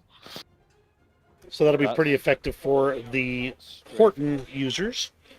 P63s, A5, C5, and A10 get a 500-pound bomb, or a Fab 250 if it's Fab 250 in the secondary. Okay, the 500-pound bomb has been changed to a Fab 250 on those models of P63. Why would the U.S. models get Fab 250s instead of 500 I pounds? don't think it is the US. I think it's the Russian. Okay, let's see. U.S. Because I'm looking at the US and it's all 500 pounders on the P63s. If we go to France, who also has P63s, or a single P63, that is 500 pounders. If we go to Russia, which has premium P63s, and we look at the A5, that is a Fab 250. Because previously the P63 A5 for Russia used a 500 pounder. So there may be some confusion on that one. P400 got a 500-pound bomb. Didn't have any bomb before, as I recall. No, it did not. That's actually quite nice for your low tier battles if you like to bring planes into low tier ground RB. P39K1, Q15 got Fab 250s, and the P39N0 and Q5 got 500-pound bombs. So interestingly enough, found a bug. That P400 do not have that 500-pound mob, 500-pound mod researched, but I can equip to 500-pound bomb. Okay, yeah, that is an actual bug then. So bug report, Gaijin. It'd be so much easier if Gaijin just watched these streams. That'd be too well. They're not going to be watching my Inkidiki stream, that's for sure. And mine neither. F9, F8, the type one, the 1,000-pound bomb has been changed to a different type, which would be appropriate for it. Let's see if there's anything else important here. Some bug fixes. A4E early has been changed. The Ford guns have been changed from Mark 12 Mod 3 to Mark 12 Mod 0. F4E Phantom 2 AGM 65B Maverick has been added. I'm trying to look for things that actually have actual mechanical What was changes AGM 65B Maverick has been added to the F4E Phantom 2. So what's the difference between the B's and the A's then? I don't remember. It's one letter better.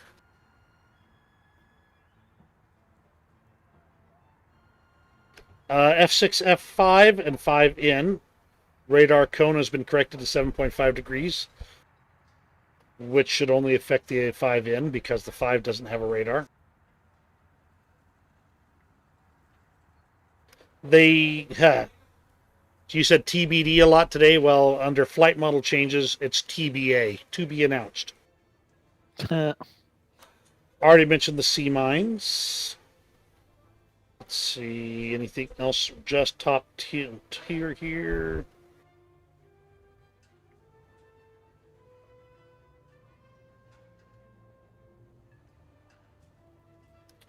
few other changes here. The T-3485 Guy in China has been moved to rank 4. M4A4 China and M4A175W China has been moved to the lineup after the T-34 1942. Chiha Kai China has been moved to rank 2. M24 China has been moved to after the M3A3 Stuart and M5A1 Stuart. Harrier GR1 has gone up in cost from 8910 to 9090 GE. So if you're looking to buy the Harrier GR1, buy it now before the patch drops. Right, what was that about the Harrier, sorry? Harrier GR1 Premium, the purchase cost has increased by 180 Golden Eagles. Alright. Sorry, I'm just looking at the Sea Vixen again. No problem. Same thing for the Meteor F Mark 8 Reaper. Its purchase cost has gone up about 300 GE from 8090 to 8380. So there you go. Needs that money. And let me see. And yeah, they need to get their dollar signs. Mechanics. We mentioned the firefighting mechanics. That was those mechanics and the others. Let's see, sound changes. Torpedo speed multipliers in arcade battles has been changed from a constant equal to 3 to a piecewise linear dependence on the traveled distance. Up to 4 kilometers, the multiplier is 3. From 4 to 8 kilometers, the multiplier drops linearly from 3 to 1. And over 8 kilometers, the multiplier is 1. Thermal vision render has been improved. The picture looks more natural when using green or red channels. And that's kind of everything there. Should we go take a look at the maps? Oh, they've made some VR reworks. So if you play... Please tell me that they've changed where the information is for your speed and fuel and everything from the top left above the wing to actually somewhere useful. I don't see that specific item, but it does say the GUI has been adjusted to require less head movement in VR to reach corner elements. Yes, that's exactly it. GUI, General User Interface. Basically, in realistic battles, you've got all your info in the top left corner, white writing, your altitude, all that. In Right. VR, if you're not looking at the dials, or the dials don't work because you've got an aircraft Because that Gaijin, doesn't right. have working dials, because Gaijin, the GUI, which is that white writing telling you what's airspeed and everything you're doing, is you have to look to your 9 o'clock towards your left wing, and then up about a 45-degree angle to find that information. And you've got to do that every single time you want to look at that information because it's always up there. So hopefully now they've moved it to a better spot so you can actually see it without having to completely look away from where you're flying. Because otherwise then you just got to kind of fly by feel, which is very difficult when you've got no feedback. Exactly. All right, I'm ready to start looking at maps, and I'd like to start with the naval map so we can get a good close look at it. Are you going to create a battle? I'm working on it right now. Right, well, I believe if we are playing at naval and we are looking at the maps, then we are going to want something small and fast. Correct. So I will be bringing that's the one I was talking about, the Project 123K. It's literally got a single turret with 14.5 mil machine guns on the back, 2 450 mil torpedoes, and some depth charges. That's what I was saying, that fishing trawler would be good at killing. Right. I don't see it in the list. Could you check to see if you see it? What, the new map, yeah. Okay, hang on. Custom battles. What's it called? Drowned City is what I had it listed as. Okay, so the one thing I will say is when you are creating a custom battle, there is a new filter at the top that allows you to pick maps based on what vehicles you want in, or what map type. So I've just clicked helicopters and everything like that. Right, okay, so let's Okay, that actually doesn't list this map on the dev server patch notes, so it may not be in yet. But they do list the new Red Desert map. Is that the new ground? That's the new ground map. So I will definitely well, want to change my lineup if that's the case. Yep, well, whilst you sort that out, I'm just going to scroll through every single map. What is the name of it again? Drowned City. Yeah, sorry if I'm repeating myself, it is 2:30 in the morning. We're almost there.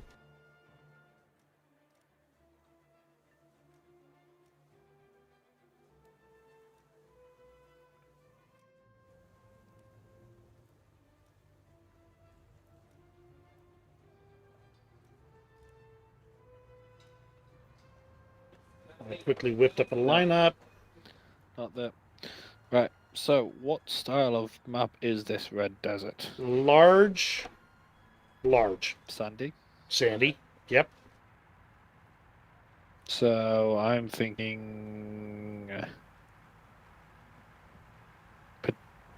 potentially M18s. I'm bringing an M1A2. No, you know what? I got a better idea. Alright. Army. That's already there. What do I have that's fast in this? Rukat isn't fast. No matter what people say, Rukat is No. fast. Cromwell is. Okay, there we go. Apply, and we're going to invite you. Okay, well, I am putting a mess around lineup in as well. Because why not? Oh, I know what's fast. Staghound. Oh, they've changed the name of the British AA to the Staghound. Very nice. It used to be called the T-17E2. It's now called the Staghound because that's what the British called it. And aviation-wise, we want you. You should have an invite out for you. Yep. I do. Ooh, the Lightning gets the red tops as well. Very nice. Crazy says when we get the C version of the Maverick, they will have thermals, but that's only the C and later models. Right, okay. Invite is there. Hello there. Should we go on the same team or different team? I put in a couple of bots so we can be on the same team. Okay. Let's go. Let's roll.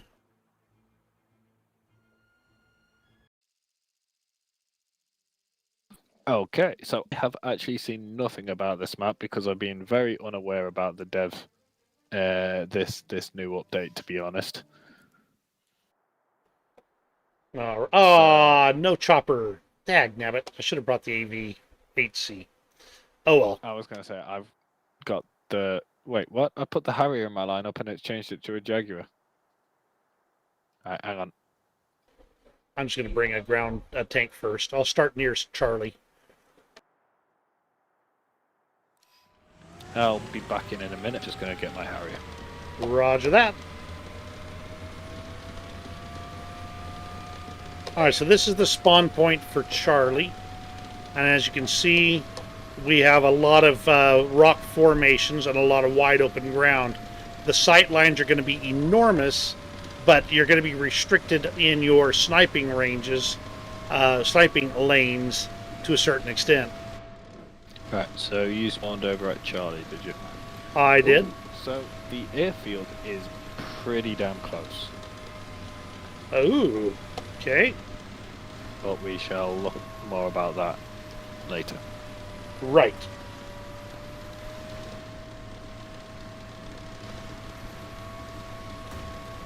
Got your So- Harrier? Nope, I'm in the Falcon. Okay, gotcha. Oh, there you are. Okay, Just because it was in the lineup. no problem. Plus, I can actually test what we can shoot down. Right, destroy.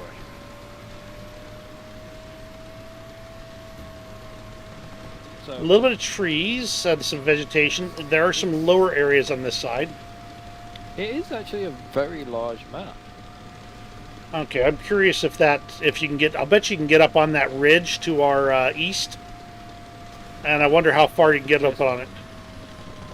Yeah, that ridge. Bravo 7.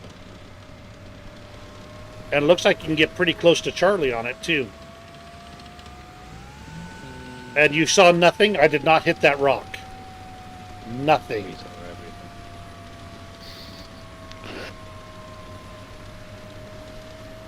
Let's take a look at this ridge.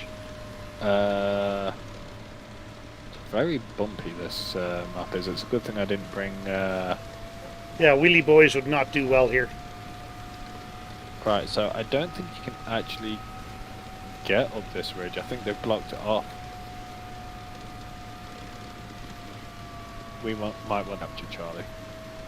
Yeah, you can't get up that ridge. They've blocked it off. Alright, we can explore that later. Main thing right now. Okay, this is a nice, lovely little oasis type area surrounding this stream with palm trees and the whole 9 yards. I feel like this is going to be one of the maps you see very often at top tier. I think that's its Microsoft intent. made this map as a response to people saying that the maps for top tier are too crowded. And they are. I mean, if you compare this map to any other mapping game, I mean, 38th Parallel comes to mind. If you actually look at 38th Parallel, it seems like a big map, but it's really not. It's just there's a lot of stuff in a very small area that makes it look fairly big. Well, and it took me probably, 2 minutes to get to the actual cap zone.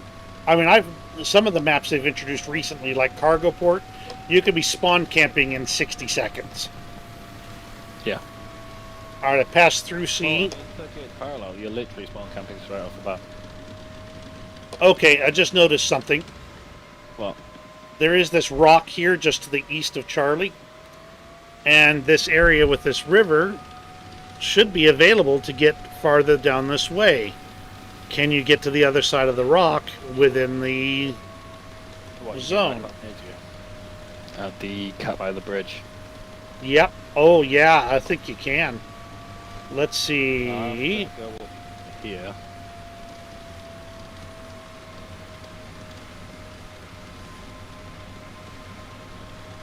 Oh my. Yes, you can. You can get back here and there's room to spare.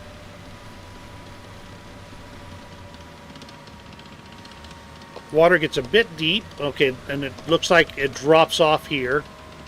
Okay, no, that's shadow. Okay. And I get the return to battlefield right here, just behind this little rock in the stream. Oh, there's a steep path down. So Yeah. One-way Down. path, effectively. yeah, because I'm falling sideways, so there's no way any tank is going up there. But it's a good place to come down and flank around the side of Charlie. Indeed. Do they have a path on the other side? I think they do. They do, but it does not appear to be that steep. No, it looks like it's very navigable on this side. Let's take a look. It is a beautiful map, to be honest.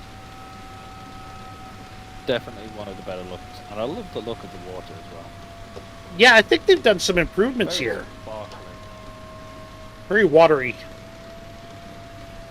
Okay, and this one right here is a steep one as well.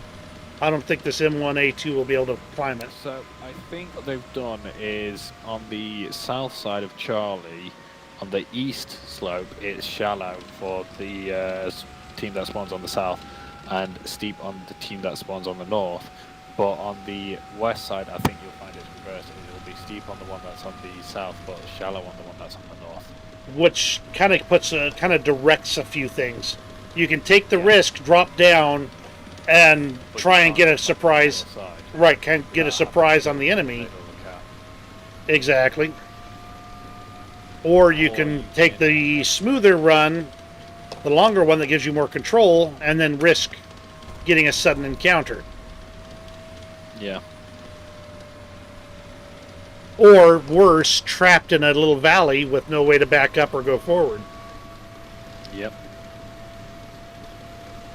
This side is very much similar to the first. Yep. The other thing as well is because it's super steep. The when you're going down it, if there's a tank that's like pops around the corner as you're going down it, you're screwed. Because Pretty much. You've got it's too steep for you to get any elevation unless you're an AA gun.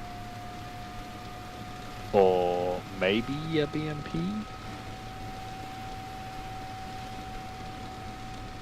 Now, since we haven't explored this yet, I wonder if some of these ridges with the that are right here, if these have ways up on top.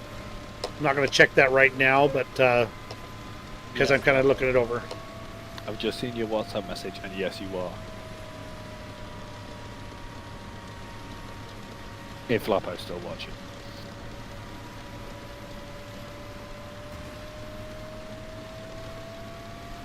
Is Lapo still watching? I've got 5 viewers, but he hasn't responded on my side. Not since he talked about the Japan being king. No, he just sent me a message basically saying that both you and him are good at keeping me up at night. Because I think this will be the 3rd or 4th night in a row now that he is actually watching. So this will be the 3rd or 4th row in the night that I've been up past 2 o'clock. Well, we'll explore this map a little bit, and then we will call it a night, so you can get some sleep. Yeah, I do have the missus coming around today as well, so... Yeah, you need to be rested too for the missus. Otherwise I'll be like still in bed when she comes round and she'll kick me out of bed. Okay, this sniping cliff is definitely problematic for getting down, so you don't pass through here. There does look like there's one spot. Lapo's sent me a picture on WhatsApp, him lying on the sofa at work watching the stream on TV. My question is, why are you watching your stream and not mine? Higher quality. Oh. Ouch.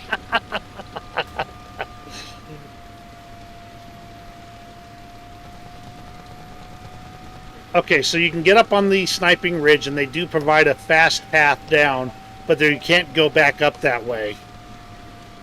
Let's see, Alpha's got some buildings, a fairly traditional close-in peekaboo engagement area around Alpha. So looking at this Bravo. ridge, you've got a good... This is one hell of a sniping ridge. You're going to be able to see... Most of the map, yes. See straight to the spawn. But you'll see blooming good way. You'll be able to see all of that area there. Yeah.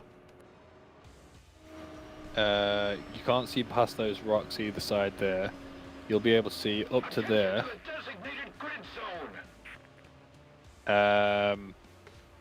All the way over there. That's just open country, that is. Although you do have the early rocks here that block low ground there. How about a little bit of a change in the music for this one? Have you turned up the music enough to hear?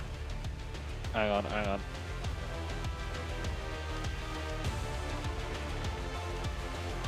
No, it sounds like the same music. I've got a rock soundtrack coming through mine. No, I've got the usual trumpets and Okay, mine just changed. drum stuff.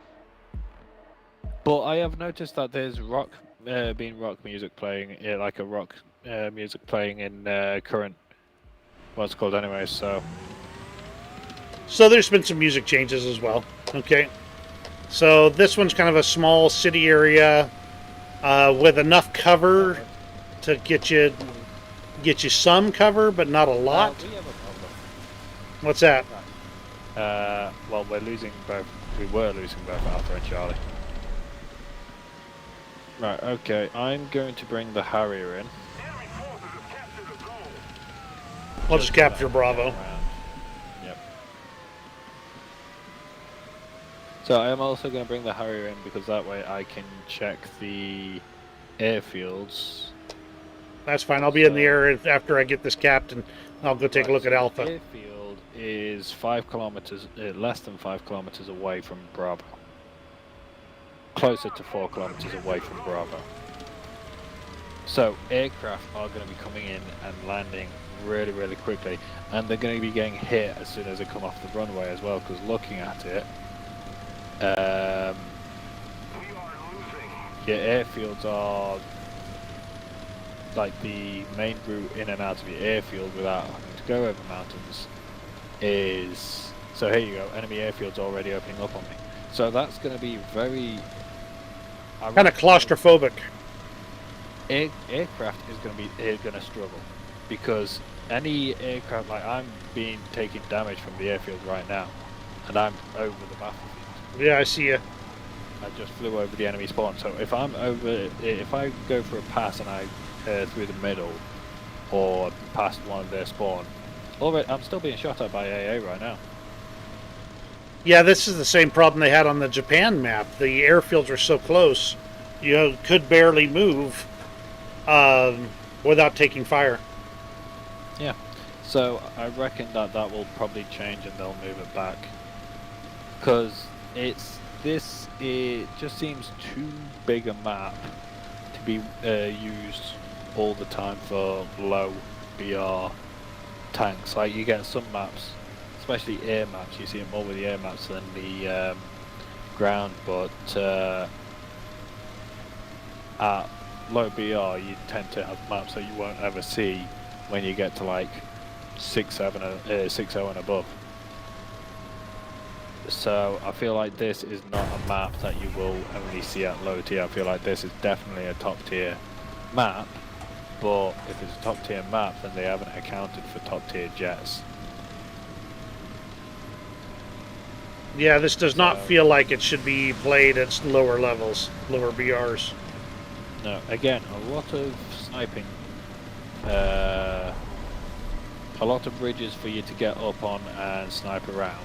Yeah, there's going to need to be a lot of exploration on this one, so you understand all the ins and outs. I mean, one thing that I am pleased with what they've done so far with this is they've already started looking at ways that people can get up and out of the map and round to places that higher ridges that they don't want you going up on. They've already blocked it off. So A lot more cover at Alpha, so none of the capture like broad, wide open. The closest is probably Bravo. But you have a lot of places you have to watch in, like from here. I'd actually say out of all the caps, looking from up here right now, I would say A is actually the most open, because B is the most open with regards to hardcover, but you still got all the buildings and everything to block line of sight. Yeah, that's true.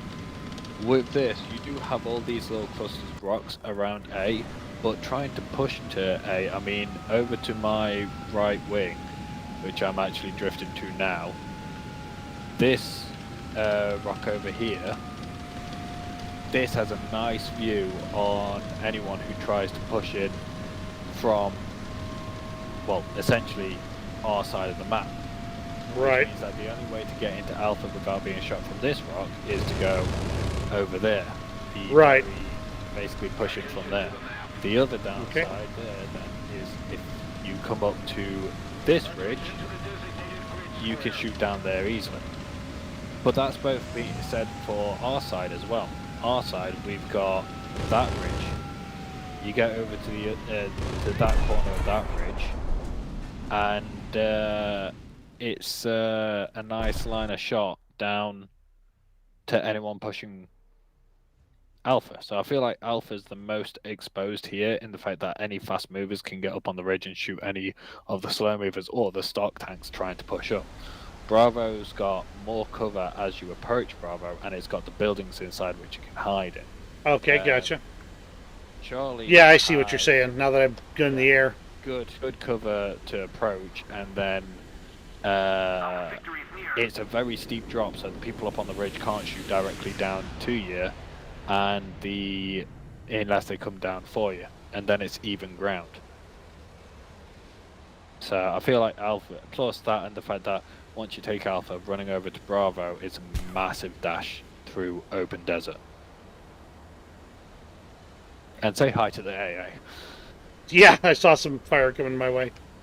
It's still going your way. But yeah, okay. So yeah, I've seen where they put rocks and things to block some of the entrances. One thing I have noticed though, and this. Oh, gee, that is that close! Wow. Yes. Oh man, that is way too close. Another thing I've noticed though, and this is what's making me still question whether this is a high tier map or low tier map, I'm not seeing any helipads. Yeah, I noticed that I couldn't spawn in a helicopter. But this would be an awful low tier map, you know, especially if you're driving a Churchill or one of the other slow tanks. This is the thing. I mean, one thing that this map would be really awesome at low tier is if they brought in a game mode where it was essentially same as what we got now, but more than 16 people on each team, and then this map would be amazing. Can you imagine having like 30 people on each team, 40 people on each team? Limited spawns, realistic battles. You know? Yeah, yeah. On this map, have... You'd have the room for it. Yeah, you'd be able to like do battles like freaking British against Germans, like actual proper the African campaign. Freaking have Churchills and Crusaders and everything going up against early Panzer IIIs and Panzer IVs and Panzer IIs. Have Tigers going up as Fireflies. That would be awesome.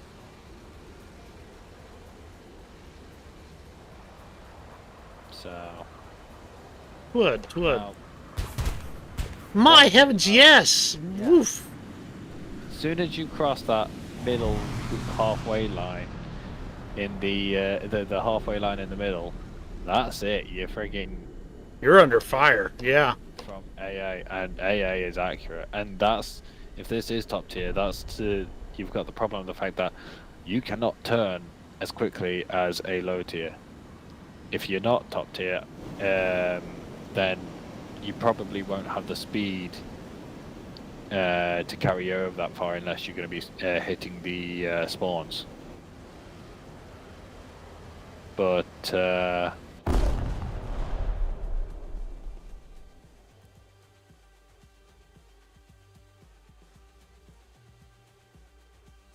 now one other thing I was going to say is I feel like the only place you could potentially cap as an aircraft is Alpha. Yeah, it's only a place with the wide enough areas. Yeah, you've got the desert that's wide enough for you to land in, and then what you can do is you can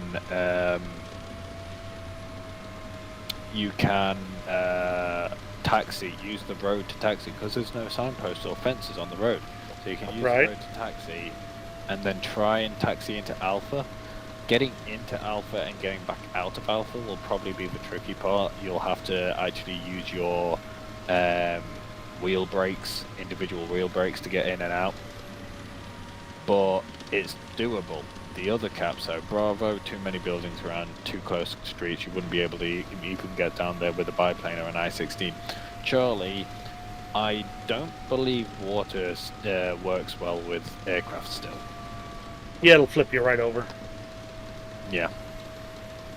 And the river is not long nor straight enough to use a seaplane. Nope. I mean, you could try and taxi up and down one of the mild slopes. I think you'd break your propeller on most aircraft.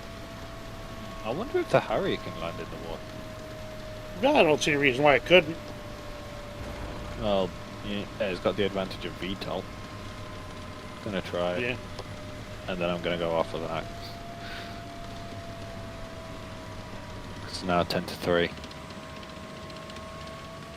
I'm gonna be so tired, but it's worth it.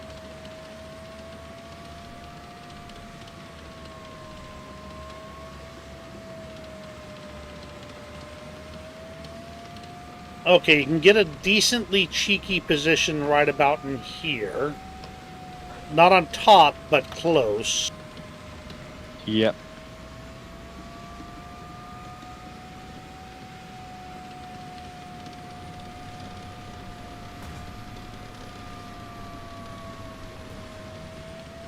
Yeah, no way on that. Maybe with an M18 at full thrust or something. I don't know. Maybe.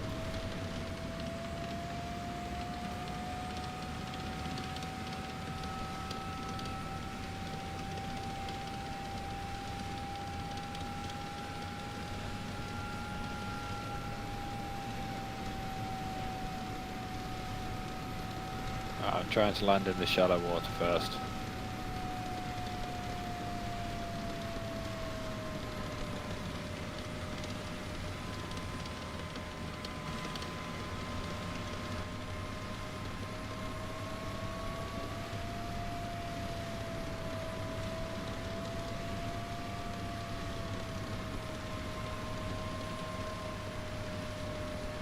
Nope, crash landing, and I've literally sunk through the floor. Sunk through the floor? Yep. Wow. Look, I've got it on stream and everything. It's literally a case of I touched down, and then all of a sudden it's just like I went into quicksand. Literally, yeah, all the way down till my tail's showing, and then my camera went back to respawn screen. Now, there is one thing that left I wanted to try, and that is how good is this map for wheeled vehicles? Because it's a desert, so there is sand. Yeah. But from what I've seen with the actual floor so far, it's very rough. It's very Yes, it feels rough. compact. Feels more compact than your normal sand. Whether they change that or not. Now, doing 41 kilometers an hour in the Staghound, which is respectable to say I'm a wheeled vehicle off-roading.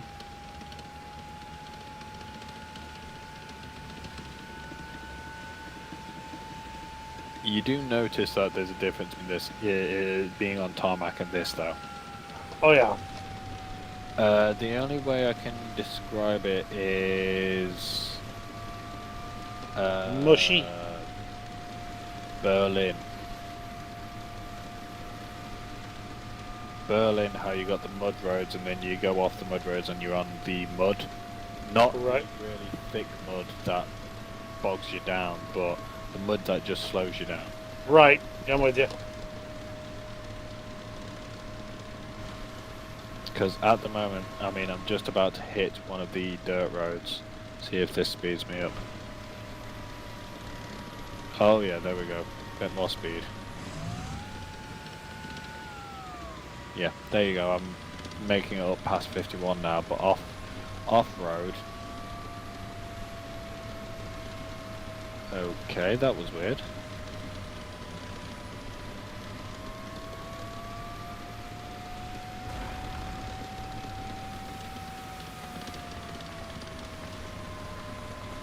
Blimey hell, there's whole freaking banging noises as I go over a bump on this.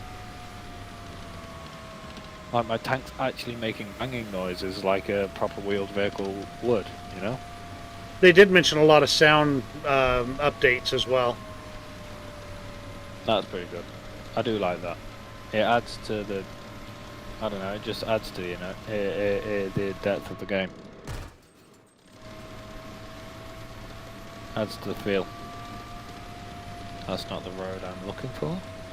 Alrighty, everybody, we're just getting ready to close up for the night. I'd be happy to take any questions you have, and whether you have anything you want me to take another look at, let me know. Put it in the comments, or I'm listening, I'm watching.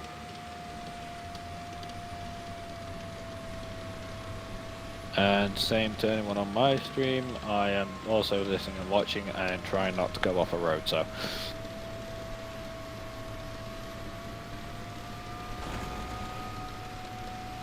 Oh, when you bottom out your suspension, there's a new sound to it. Yeah, that bang. Yeah. Yeah, that's what I was meaning earlier. Like when you go over a bump and you full on bottom out.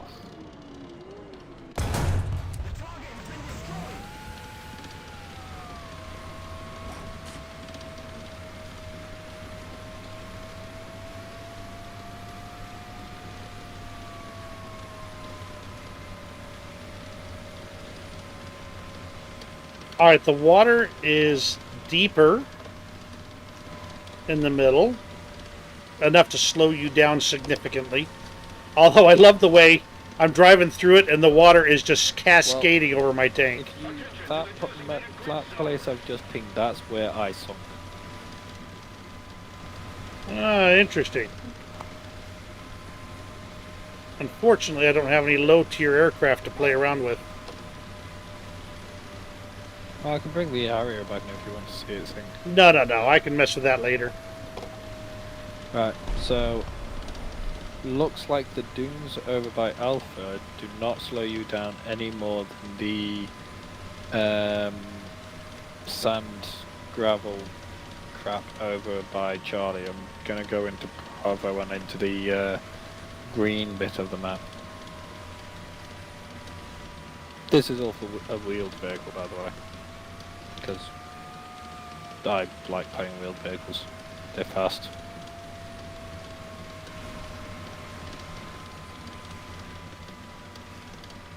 I don't remember the water having this much effect before, so I think this might be new.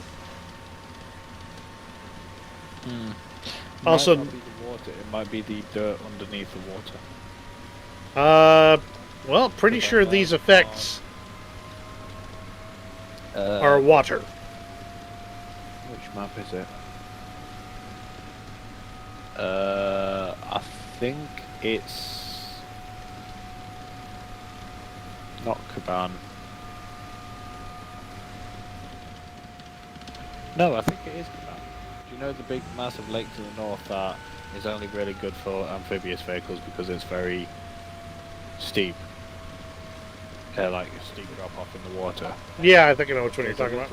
There's a little shallow zone that you can actually get on the north edge that there's no point going there because you're just out in the open, you get shot easily, but there's a little shallow ledge you can get on.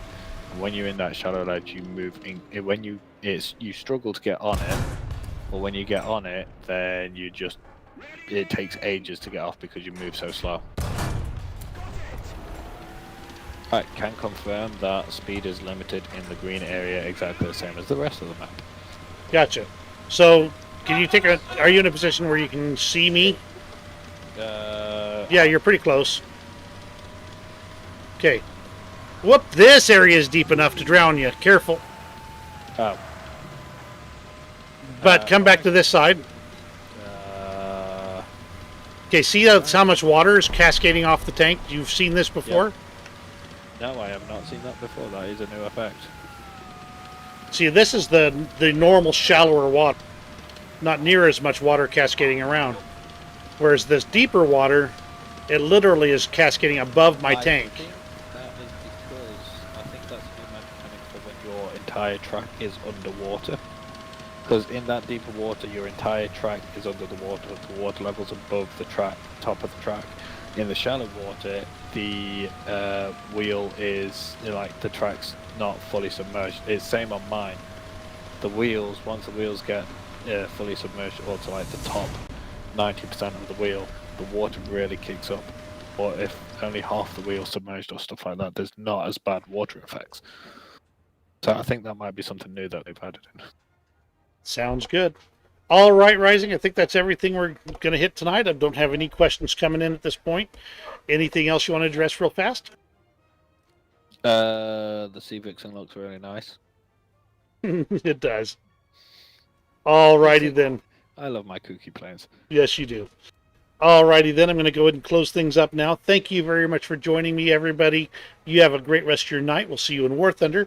And if you have any questions when this thing goes back to normal, you drop them in the comments.